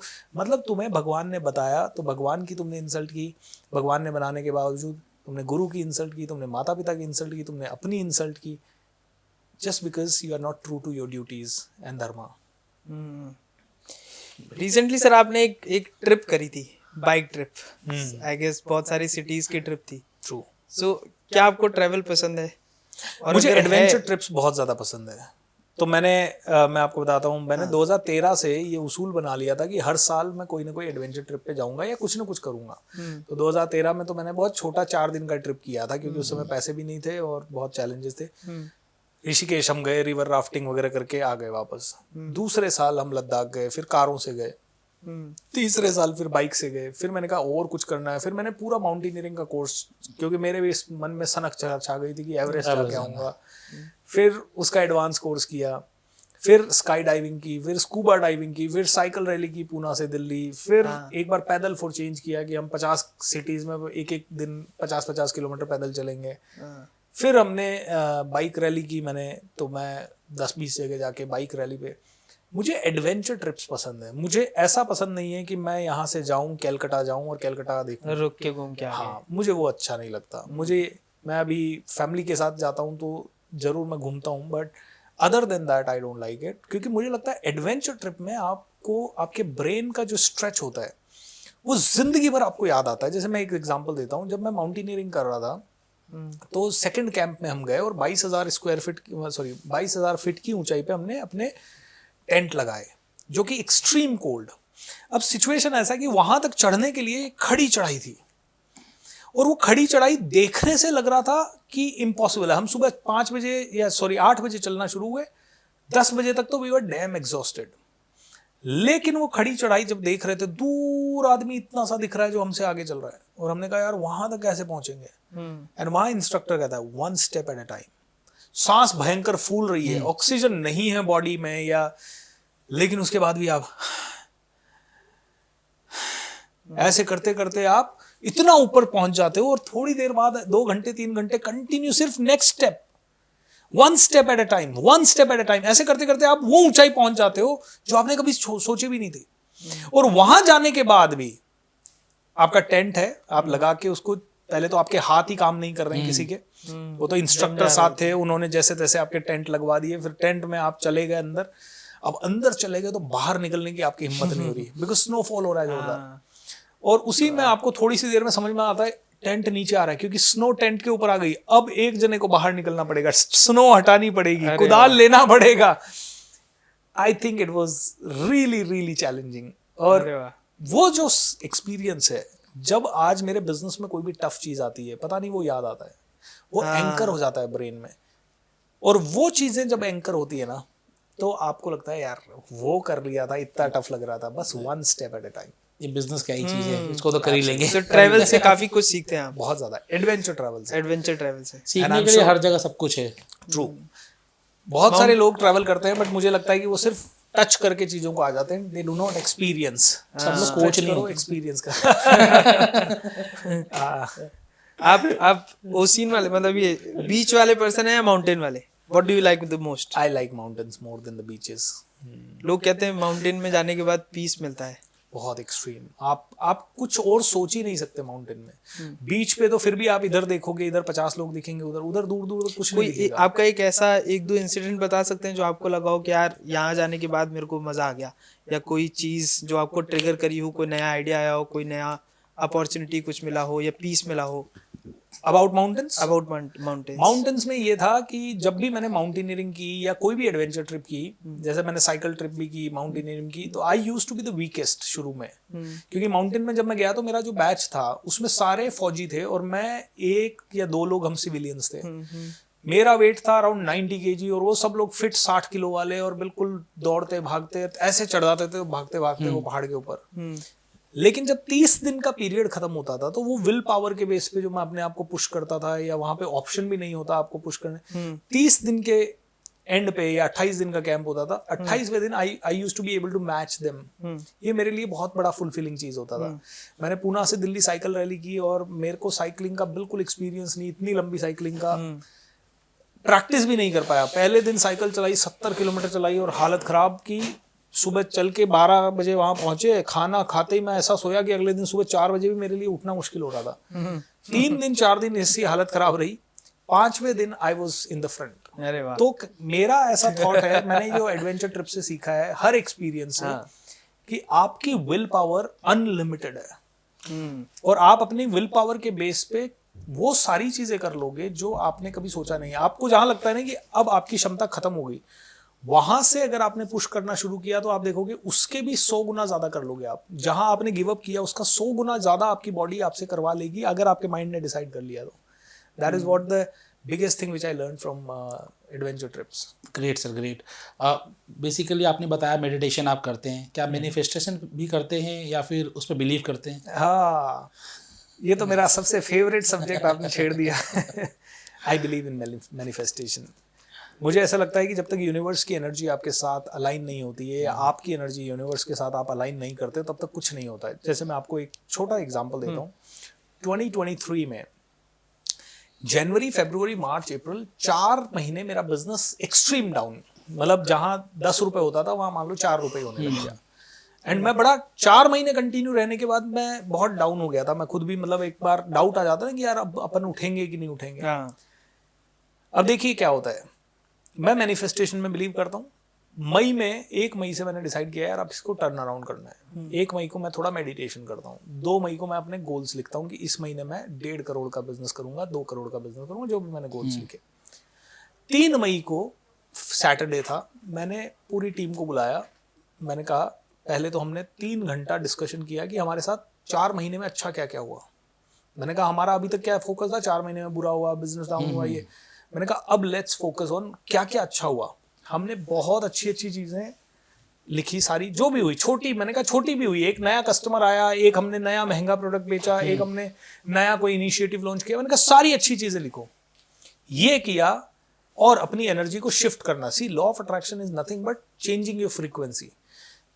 आज मैं उदास हूं तो आप मुझसे बात करना पसंद करेंगे, या मैं खुश हूं तो आप मुझसे बात करना पसंद करेंगे। जब खुश हूं तो यूनिवर्स भी आपसे बात करना तब पसंद करता है जब आपके अंदर खुशी की फीलिंग है। तो मैंने 3 तारीख को सुंदरकांड का पाठ करवाया।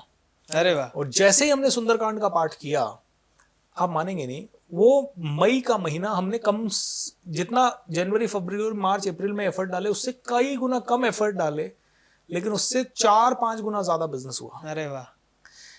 और ना सिर्फ मई में, मई, जून, जुलाई, अगस्त, सितंबर, फुल ईयर वाज रॉकिंग। जहां लग रहा था कि मैं मतलब रुपए का चारा ना करूंगा, वहां पे रुपए का 2 रुपया हो गया। And that was magnificent. ऐसा एक नहीं 1000 बार मेरे साथ हुआ। जहां पे भी मुझे लगा मैं अटक गया। 2013 में जब मेरी पूरी टीम छोड़ के चली गई थी किसी कारण से, वो मैंने आपको स्टोरी दूसरे पॉडकास्ट में बताई है। जब वो चली गई थी पूरी टीम और मैं रो रहा था, 2 दिन तो मैं बहुत मायूस रहा। तीसरे दिन मैंने कहा अब तो करना ही है। मैंने तीसरे दिन अपने माइंड को एक एनालॉजी दी, मान लो सारी टीम एक बस में जा रही होती और बस खाई में गिर जाती, तब भी मैं क्या रोते ही बैठता कि यार अब क्या। मेरे को बस इतना सा रियलाइजेशन है कि टीम चली गई, कहीं और काम कर रही है, वो मेरे अगेंस्ट काम कर रही है। मैं क्या ये वो अटैचमेंट, बस मैंने वो अटैचमेंट का तार तोड़ा और मैंने कहा अब मुझे करना है। और उसी दिन मुझे कॉल आया एक बंदे का, हाय एक HR मीट हो रही है and we are looking for a speaker, can you come. And जहां मैं एक HR, उस समय कॉर्पोरेट ट्रेनिंग थी, एक HR के पास जाके 250 HR से मिलता तो मुझे कितना दिन लगता, शायद पूरा 6 महीना या 1 साल, 2 साल लग जाते हैं। बिल्कुल। मुझे 250 HR वाले अगले दिन सामने बैठे हुए दिखे और मैंने इतना बढ़िया वहां प्रेजेंटेशन दिया और उसके बाद मुझे 4-5 ऑर्डर वहीं से क्लिक हो गए। जो मुझे ऐसा लग रहा था मैं तो क्रैश हो गया, वो अगले दिन पॉजिटिव होते ही जुप। तो मैं तो बहुत ज्यादा मैनिफेस्टेशन में बिलीव करता हूँ। मैं कहता हूँ कि आदमी हार्डवर्क भले कम करे लेकिन अपने ब्रेन को ट्रेन रोज करे। बिल्कुल सर, इतना एफर्ट, एनर्जी और आपकी बातों से समझ में आया कि आप भी विजनरी हैं। So how do you maintain the personal relationship, the personal life? मैं ये कहूँगा कि मेरी पर्सनल लाइफ बहुत अच्छी है भगवान की कृपा से, because of 2 reasons, my parents and my family, immediate family, wife, my kid. ये लोगों को थोड़ा समझदारी है कि हाँ यार इस बंदे को ज़्यादा डिस्टर्ब नहीं करना है। हालांकि ये है कि महीने 2 महीने में एक बार मेरी वाइफ ज़रूर कहती है यार तुम तो टाइम ही नहीं देते, समय दे दिया करो, बच्चे के लिए भी टाइम नहीं देते थोड़ा। और मैं मेरा कॉन्सेप्ट है थोड़ा quality time rather than quantity of time. मेरी वाइफ ने जब भी क्रिब किया ना टाइम के लिए, मैंने उसको समझाया, मैंने कहा एक बात बताओ, मैं पिछले 1 महीने में या उस समय में मैं शाम को 6 बजे घर आ गया था, लेकिन तुम कहाँ लगी हुई हो? किचन में लगी हुई हो। कब तक? रात को 9 बजे तक। ठीक है, उस दिन क्या हम ये डिसीजन ले सकते थे बाहर से खाना आ जाए और तुम्हें किचन में ना लगना पड़े? लेकिन तुम्हारी भी प्रायोरिटी कुछ और हो जाती है और मेरी भी प्रायोरिटी कुछ और है। तो जैसे ये बात समझ में आ जाती है, झगड़ा खत्म हो जाता है। झगड़ा खत्म हो गया, क्वालिटी टाइम भाई 1 महीने में एक बार भी बैठे तो इतनी मेमोरीज क्रिएट कर दो, हंसी मजाक, कई तरह से आप घूमना फिरना, कुछ ना कुछ करके मेमोरीज क्रिएट करो।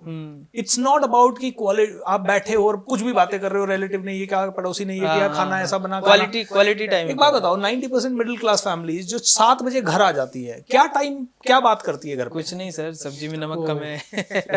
डाइनिंग टेबल पे किसकी ग्रोथ ओरिएंटेड बातें होती है? एग्रीड, सही बात। तो मैं सच बोलूं तो 3 चीजों को टाइम बहुत कम दे पाता हूँ, फैमिली को, अपनी हेल्थ को, और तीसरा शायद अपने दोस्तों को। लेकिन फिर भी मुझे ऐसा लगता है कि वो जब दोस्तों से भी मिलते हैं ना बहुत दिनों के बाद, तो एक अलग ही अटैचमेंट और खुशी मिलती है उससे। आई गेस इसमें 2 चीजें आप जो आपने बोली वो इम्पोर्टेंट बहुत है। एक अंडरस्टैंडिंग ऑफ द फैमिली।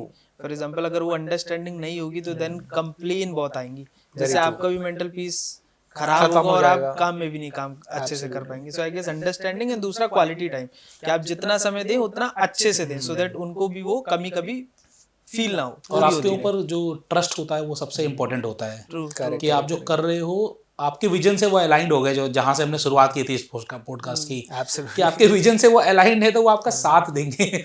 और कई बार अगर वो अलाइन नहीं भी है ना सर, तो थोड़ा सा मिच्योरली बात करके अलाइन हो जाते हैं, भले 3 दिन के लिए अलाइन हो। लोगों का प्रॉब्लम क्या है, उन्हें बात करना नहीं आता। लोगों का प्रॉब्लम ये है कि वो समझा नहीं पाते अपने घर वालों को, वो झगड़ लेते हैं यार तुम क्या है रोज रोज मेरे को इसी बात के लिए टाकते हो। एंड दूसरे परिवार वाले भी झगड़ रहे होते हैं इसी टॉपिक पे, फिर दूसरे वाले भी हाइपर होते हैं। और ये मेरे साथ भी होता है, कई बार मैं भी झगड़ता हूँ और कई बार वो भी झगड़ते हैं। फिर उनसे डायलॉग आता है, अच्छा ये है मोटिवेशनल स्पीकर। बोले काय का मोटिवेशनल स्पीकर है, मोटिवेशन कोई इंजीनियर होता है तो उसको हर चीज के लिए बोलते हैं भाई जो भी चीज खराब हुई क्या इंजीनियरिंग करी है तूने। मोटिवेशनल स्पीकर होने के साइड इफेक्ट तो बहुत सारे हैं घर में, तो ऐसे कोई 2-3 साइड इफेक्ट आप बताओगे सर? अरे पहला कोई घर का इंसिडेंट एक दो ऐसा। बहुत चीजों में मैं जैसे कुछ भी मतलब मैं जहां बोलते ना उतार दियो, मैंने जहां गुस्सा कर दिया तुरंत डायलॉग आएगा काय का मोटिवेशनल स्पीकर। अब मैं मोटिवेशनल स्पीकर हूँ, मैं गिवर भी हूँ, मैं स्पिरिचुअलिटी में बिलीव करता हूँ, तो मेरा हाथ खुला हुआ है, मैं मतलब देने में बहुत बिलीव करता हूँ। तो वहीं पे डायलॉग आता है, बस ऐसे ही देता रहा तो एक दिन तुझे देने की जरूरत पड़ जाएगी। वो कहानी भी सुनाते होंगे, ये जो सड़क पे है ना ये भी किसी दिन बहुत दिया करता था। तो अल्टीमेटली क्या है कि ऐसी चीजें हो जाती है, तो मुझे लगता है कि और कभी कभी तो ये वर्ड आ जाता है, जैसे कई बार होता है ना कि आप मोटिवेशनल टीच में तो कह रहे हो कि डोंट गेट अटैच्ड, और आप अपनी किसी चीज की मेरी वो चीज कहाँ गई घर में ऐसे बोल दिया। अच्छा दुनिया को तो भगवत गीता के ज्ञान देते हो, एक छोटी सी चीज नहीं मिल रही तो तुम कहते हो डिटैच हो जाओ और उस चीज पे झगड़ा कर रहे हो। तो घर वालों की तरफ से तो इतने व्यंग्यवाण आते हैं, और मुझे ऐसा लगता है कि वो बात सही है ना, कल घर की मुर्गी दाल बराबर, कि घर में ना मोटिवेशनल स्पीकर का लिबास उतार के ही अंदर जाना पड़ता आप कोच भी है सर, घर के बाहर है। हाँ, और ये बात आपको मम्मी पापा कई बार बोलते होंगे भी। हाँ, मैं घर वालों को भी यही बोलता हूँ, मैंने कहा देखो मैं घर में कोच बन गया ना, कि मैं कोच, आप कह रहे हो कोच हो और गुस्सा नहीं कर सकते, तो मैंने कहा मैं जिस दिन घर में कोच बन गया आप लोग गुस्सा करने लग जाओगे। सर आपका और आपके बेटे का कोई ऐसा इंसिडेंट है जहाँ उसने आपको उतारा हो? हर जगह, मतलब बच्चों का तो क्या होता है ना, बच्चे बड़े क्लोज होते हैं आपके। जैसे मैं थोड़े दिन पहले बेटे को ये समझा रहा था, मैंने कहा बेटा तुम्हें वीडियो गेम मिलेगा, वो वीडियो गेम बड़ा शौक है, PS5 लाओ, PS5 लाओ। मैंने कहा वो तब मिलेगा जब गेमर्स की तरह बात करोगे, पब्लिक स्पीकिंग करो। बस बस बस रहने दो, बस रहने दो, आपकी मोटिवेशन बाहर। तो खैर बच्चों का रहता है, बट हाँ बच्चे ग्रैस्प भी करते हैं। जैसे कई बार मैं उससे पूछता हूँ कि बेटा कैसे आएगी जिंदगी में, मार्क्स कैसे अच्छे? पापा कुछ नहीं, मैं आंखें बंद करता हूँ सोचता हूँ बहुत अच्छे आएंगे। और फिर कई बार होता है कि जैसे मेरा टाइम होता है कि 1-11 या सुबह 5:55 पे पापा 5:55 हो गए, चलो मैनिफेस्ट करते हैं। तो उसकी माइंड प्रोग्रामिंग वो वैसी बच्चे जिस मूड में है उसके हिसाब से रिएक्ट करते हैं। ऐसा नहीं बोलता मार्क्स में क्या ही रखा है, जिंदगी में बड़ा बनो, विजन रखो, आपको मोटिवेट नहीं करता। उसके अंदर मेरा ये एटीट्यूड आया है, मैं कभी भी मार्क्स की मैंने एक लेवल के ऊपर चिंता नहीं की। तो सर का एक वो क्या कहता बेटा है। हाँ। तो हमारा जैसे ये चैनल स्टार्ट हुआ है फॉर एग्जांपल, तो हम बोल रहे थे कि हमने स्टार्ट किया है, हमें सब्सक्राइबर चाहिए, तो अब हम फेमस बनेंगे। तो कह रहा कि मैंने कहा जब हम फेमस बन जाएंगे तो तुम्हारा भी स्टार्ट कराएंगे और तुम भी फेमस बनोगे। कह रहा मेरे को बनना ही नहीं है। वही होता है, मैं जैसे मेरे बेटे को कहता हूँ ना मेरे साथ एडवेंचर ट्रिप पे आप ही जाके आओ, मैं कहता हूँ मेरे साथ सेशंस में चलो, जल्दी कमाना सिखाऊंगा, ये तरह से कमाना। मुझे अभी नहीं कमाना, आप कमा के रह रहे हो ना, बस मैं देख लूंगा। तो मतलब वो मेरे ही है, बच्चों का वो रहता है। लेकिन हाँ आई think he has developed reading habit pretty good, and उसके पीछे मेरे योगदान से ज्यादा मेरी वाइफ का है, क्योंकि मैं पेरेंटिंग उस लेवल पे नहीं कर पाया। I feel guilty about it, क्योंकि मेरे पास, मैं हमेशा बिजी रहा और प्रेशर्स भी मेरे ऊपर बहुत ज्यादा मैंने क्रिएट कर लिए थे, या मेरी मजबूरियां रह गई और मेरा वर्कहॉलिक नेचर मान लीजिए, मतलब मुझे विरासत में जो मिला है वो मैंने बहुत यूज किया है, वो है मेरी मेहनत। यार ये तो सर उस दिन हमारे साथ परीक्षित जी भी पेरेंटिंग कोच है, वो बैठे थे तो वो कहानी बता रहे थे कि ये हस्बैंड वाइफ है, अब दोनों को परिवार संभालना है, तो अगर हस्बैंड बहुत आगे है या मेहनत कर रहा है तो वाइफ को बैकएंड संभालना है। करेक्ट। फिर कभी वाइफ आगे निकले तो हस्बैंड, तो आई गेस ये दोनों का गोल आपस में मेंटेन करना होना चाहिए। अगर आप मेहनत कर रहे हैं तो अच्छी चीज ये है कि मैडम सपोर्ट कर रही हैं। नहीं, ऐसा ही होता है एंड सर। ये सर ब्लेसिंग है, अगर आपको ऐसी फैमिली मिलती है तब आप मेंटल पीस से कुछ बड़ा अचीव कर सकते हो। अच्छा, फैमिली कई बार मिलती भी नहीं है, फैमिली कई बार बनाई जाती है। मतलब इसमें आपकी वाइफ का भी बहुत हाथ होगा, और आपने भी उनको इस तरीके से इनकरेज किया, और जिस तरीके से हम सिखाते हैं वो सीख जाते हैं। Agreed agreed. तो ये मेरी वाइफ का यही रहा कि मैं हमेशा सोचता था कि she should be doing the job, working या मेरे बिजनेस में, लेकिन उसका हमेशा से रहा कि नहीं, मेरे को मेरा बेटा जब तक बड़ा नहीं बहुत होगा, अच्छी चीज, तब बहुत तक अच्छी आई चीज। विल अभी नॉट हम डू परीक्षित जी मच। से यही बात कर रहे एंड थे, वो 24/7 उसके लिए अवेलेबल बहुत है। अच्छी चीज। पहले 7 साल तो सिर्फ और सिर्फ एक पेरेंट को अपने बच्चों को देने चाहिए। कोई एक पेरेंट तो फुल टाइम अवेलेबल हो, रहना ही चाहिए, रहना ही मेन चाहिए। केयर टेकर, चाहे वो मम्मी बहुत पापा हो, चाहे वो दादा दादी, कोई एक पर्सन चाहिए उसकी केयर। हमें तो लगता है पॉडकास्ट से हमें कोई किताब पढ़ने की जरूरत नहीं है, कहीं और जाने की जरूरत नहीं है। आप जैसे लोग बैठे होते पूरा ज्ञान देके चले जाते हैं। बड़ा इंटरेस्टिंग भी है। देखिए, इस कॉन्वर्सेशन से कितनी चीजें निकल जाती है जो शायद मैं अपने सेशन में भी नहीं बोलूंगा, क्योंकि मेरा सेशन विजन पे है तो मेरा पूरा फोकस रहेगा विजन पे ही बोलूं, लेकिन पॉडकास्ट में कई पहलुओं पे बात हो जाती और है। वहाँ पर वैसे ऑडियंस भी एक तरीके की, उन्होंने एक डायरेक्शन में लेके जाना है, और यहाँ तो हम अलग अलग तरह की बातें कर लेते हैं, ये चीजें हो जाती सर कोई 3 ऐसी चीजें जो आपको लगता है कि एक small business owner for example बड़ा बनना चाहता है, तो समराइज करके बस एक 3 मेन इंपॉर्टेंट चीज जो आप बताना चाहेंगे। पहली चीज तो मैं कहता हूँ कि देखिए, कस्टमर को कमिटमेंट में कभी कोई चीटिंग नहीं होनी चाहिए। आई नो कि कई बार कमिटमेंट उस लेवल पे फुलफिल नहीं हो पाते, लेकिन आपकी इंटेंशन हमेशा ये होनी चाहिए कि आपका कस्टमर जीते ही जीते, और बहुत बड़े मार्जिन से जीते। है। बिल्कुल। दूसरी चीज मैंने हमेशा ये देखी है कि लोग कस्टमर से भी चीटिंग कर लेते हैं, और दूसरा खुद से चीटिंग सबसे ज्यादा कर लेते हैं कि यार ठीक है ना, अभी मैं अपने ऑफिस में बैठा हूँ, अभी कोई कस्टमर नहीं है, मैं क्या करूँ, चलो टीवी देख लेते हैं, चलो रील देख लेते हैं। यार तुम अपने काम पे बैठे हो, और तुम्हारा वो काम ऐसा है ना जो तुम्हें दुनिया की कोई भी चीज तुम्हारे कदमों में लाके दे सकता है। हाँ। जबकि 90% बिजनेसमैन जब कस्टमर दुकान पे नहीं है, आप देखो क्या कर रहे होते हैं, कुछ भी नहीं कर रहे होते हैं। मतलब बिजनेस को आप सबसे बड़ा रिसोर्स समझो। सही बात है। मतलब उसको अगर आपने रिसोर्स समझा ना, तो वो आपको पूरी दुनिया का सोर्स अवेलेबल करवा देगा, सब कुछ करवा देगा। तो बिजनेस बहुत पावरफुल चीज है। कल मैं किसी रील ही देख रहा था, उसमें कंपैरिजन कर रहे थे कि पहले दुकान या घर। कह रहे तो एक बंदा बोला पहले घर, वो कहता नहीं, पहले दुकान होगा तो 10 घर बन जाएंगे। 10 घर बन जाएंगे, और हर महीने घर बन लेकिन जाएंगे। गलती ये सब यही करते कि पहले घर लेते हैं। बहुत बड़ी मैंने भी ये गलती। गलती की है। और ये रियलाइज करना भी अपने आप में बड़ी चीज है कि गलती करी है। सर कुछ चीज पर्सनल फाइनेंस कैसे मैनेज करते हैं आप? पर्सनल फाइनेंस का ये है कि 3 चीजें करो जहाँ पे आप, मुझे नहीं लगता कि मैं बहुत अच्छा हूँ पर्सनल फाइनेंस में, तो मैं तो एक ही चीज है, एक अच्छा अकाउंटेंट, एक बहुत अच्छा सीए, और एक बहुत अच्छा फाइनेंशियल प्लानर। ये 3 लोग आपके पास हैं तो आपका पर्सनल फाइनेंस बहुत इजीली मैनेज हो जाएगा। तो खुद दिमाग मत लगाओ, खुद किसी दिमाग मत एक्सपर्ट लगाओ को रख लो। मतलब अगर आप खुद दिमाग लगा सकते हो तो बहुत ही बढ़िया है, लेकिन आपको हमेशा ध्यान रखना है कि आप एक चीज में अच्छे होंगे तो दूसरे में बेकार होंगे। जैसे आप सेल्स में अच्छे हो तो हो सकता है आप मार्केटिंग में अच्छे नहीं हो, मार्केटिंग में अच्छे हो तो आप ऑपरेशन में अच्छे नहीं हो। तो जैसे मैं एक ही चीज कहता हूँ, हर बिजनेसमैन को ना अपने फ्रंट फुट पे खेलना चाहिए या फ्रंट ऑफिस में खेलना चाहिए। उसका फ्रंट ऑफिस क्या है, वो चीज जिसमें वो सबसे बढ़िया है। बाकी सारी चीजें बैक ऑफिस और मेन है, बैक ऑफिस है ना, हाँ जो मेन है, जो सबसे इम्पोर्टेंट है। अब मेरे लिए मेरा डिलीवरी सबसे इम्पोर्टेंट है, तो मेरे को दिन रात बस यही करना है। बाकी इसके अलावा सारी चीजें डेलीगेट कर दो, सारी चीजें दूसरे करें।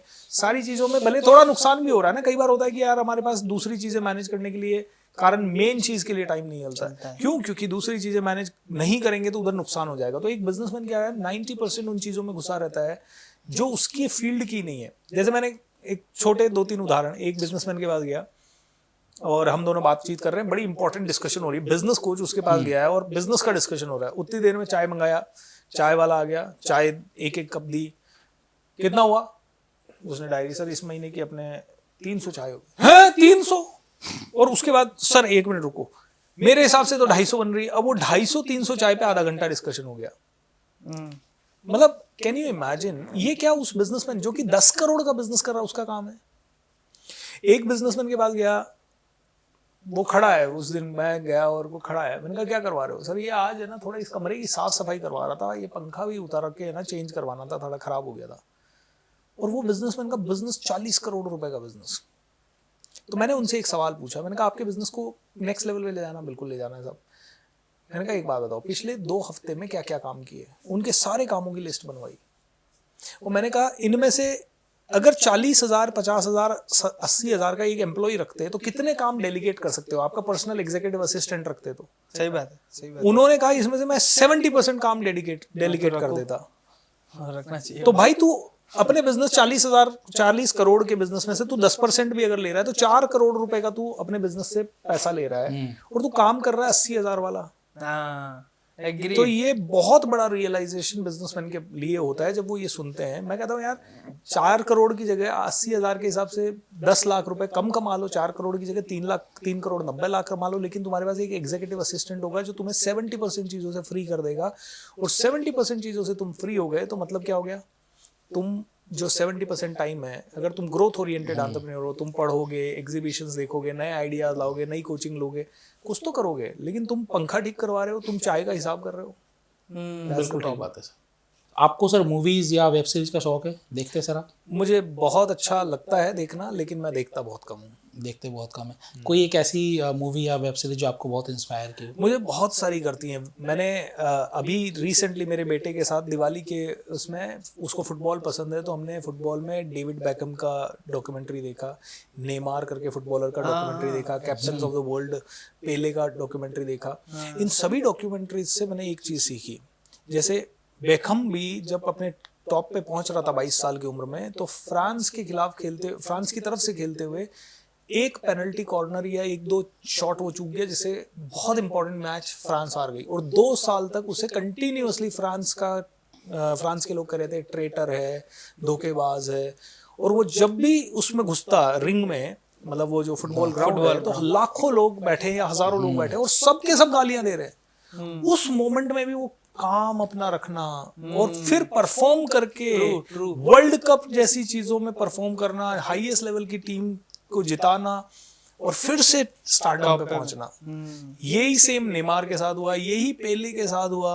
मतलब ये सभी लोग, कहने का मतलब है कि जितने भी लोग बड़े बने ना, इनकी स्किन इतनी थिक है, इनका माइंडसेट इतना स्ट्रांग है कि पूरी दुनिया भी इनके बारे में गलत बोलती है ना, तो भी इनका फोकस इनके गेम में लग जाता है। And that's why they become super big. ऐसे ही फाउंडर डॉक्यूमेंट्री, डोनाल्ड ट्रंप की डॉक्यूमेंट्री मैंने देखी, Trump an American dream. I am a fan of this kind of documentary. लोग डोनाल्ड ट्रंप से बहुत हेट करते होंगे, लेकिन 2 बार अमेरिका का राष्ट्रपति बनना और बिजनेस की हाई लेवल की ऊंचाइयों पर पहुंचना, उस आदमी से 39 ईयर्स की एज में उस डॉक्यूमेंट्री में पूछा गया, ट्रंप अगर तुम रियल एस्टेट एंटरप्रेन्योर नहीं होते तो तुम कौन होते? बोलते I would have been America's president. And Donald Trump का इंसल्ट कर दिया था बैरक ओबामा ने एक इवेंट में बहुत पहले, तो उसने डिसाइड किया अगला प्रेसिडेंट मैं होऊंगा। And he became the next president. मतलब the kind of strong headed he is, मतलब कि पूरी दुनिया कुछ भी कहे अब तो मैं करके रहूंगा। ये जो एटीट्यूड मैंने इन डॉक्यूमेंट्रीज से सीखा है, ये काबिल तारीफ है। इसलिए डॉक्यूमेंट्रीज देखिए और अच्छे लोगों के ऊपर देखिए। I think this is very good. Overall sir मजा आ गया आज का पॉडकास्ट करके। आई गेस व्यूअर्स को भी आपके बारे में वैसे तो नॉलेज मिलती रहती होगी, बट हमने जो पर्सनल एस्पेक्ट टच किया, पर्सनल लाइफ टच की, तो आई गेस वो कुछ हो सकता है आपके बारे में नई चीजें पता चली हो। बिल्कुल। और आज ये जानने को भी मिला कि अगर आपको आगे बढ़ना है तो आपका विजन अलाइंड होना चाहिए, आपका विजन रिटन होना चाहिए। बी ए विजनरी, तभी आप कुछ आगे जिंदगी में कर पाओगे। अपने समय को मैनेज करो और देखो कि कौन से ऐसे काम है जो आप डेलीगेट कर सकते हो। इस पॉडकास्ट के तुरंत बाद करना शुरू कर देना, क्योंकि जो अभी करोगे वो होगा। बिल्कुल। करे सो आज कर, आज करे सो अब। पर हम पे भी विजन आ चुका है तो हम चलते हैं। तो आज बड़ा मजा आया सर आपसे बात करके। और आप सभी लोग देखते रहिए the Ashish and Dhruvesh talk show, और यहाँ पर ऐसे विजनरी लोग हम लेकर आते रहेंगे आपके लिए। Thank you so much.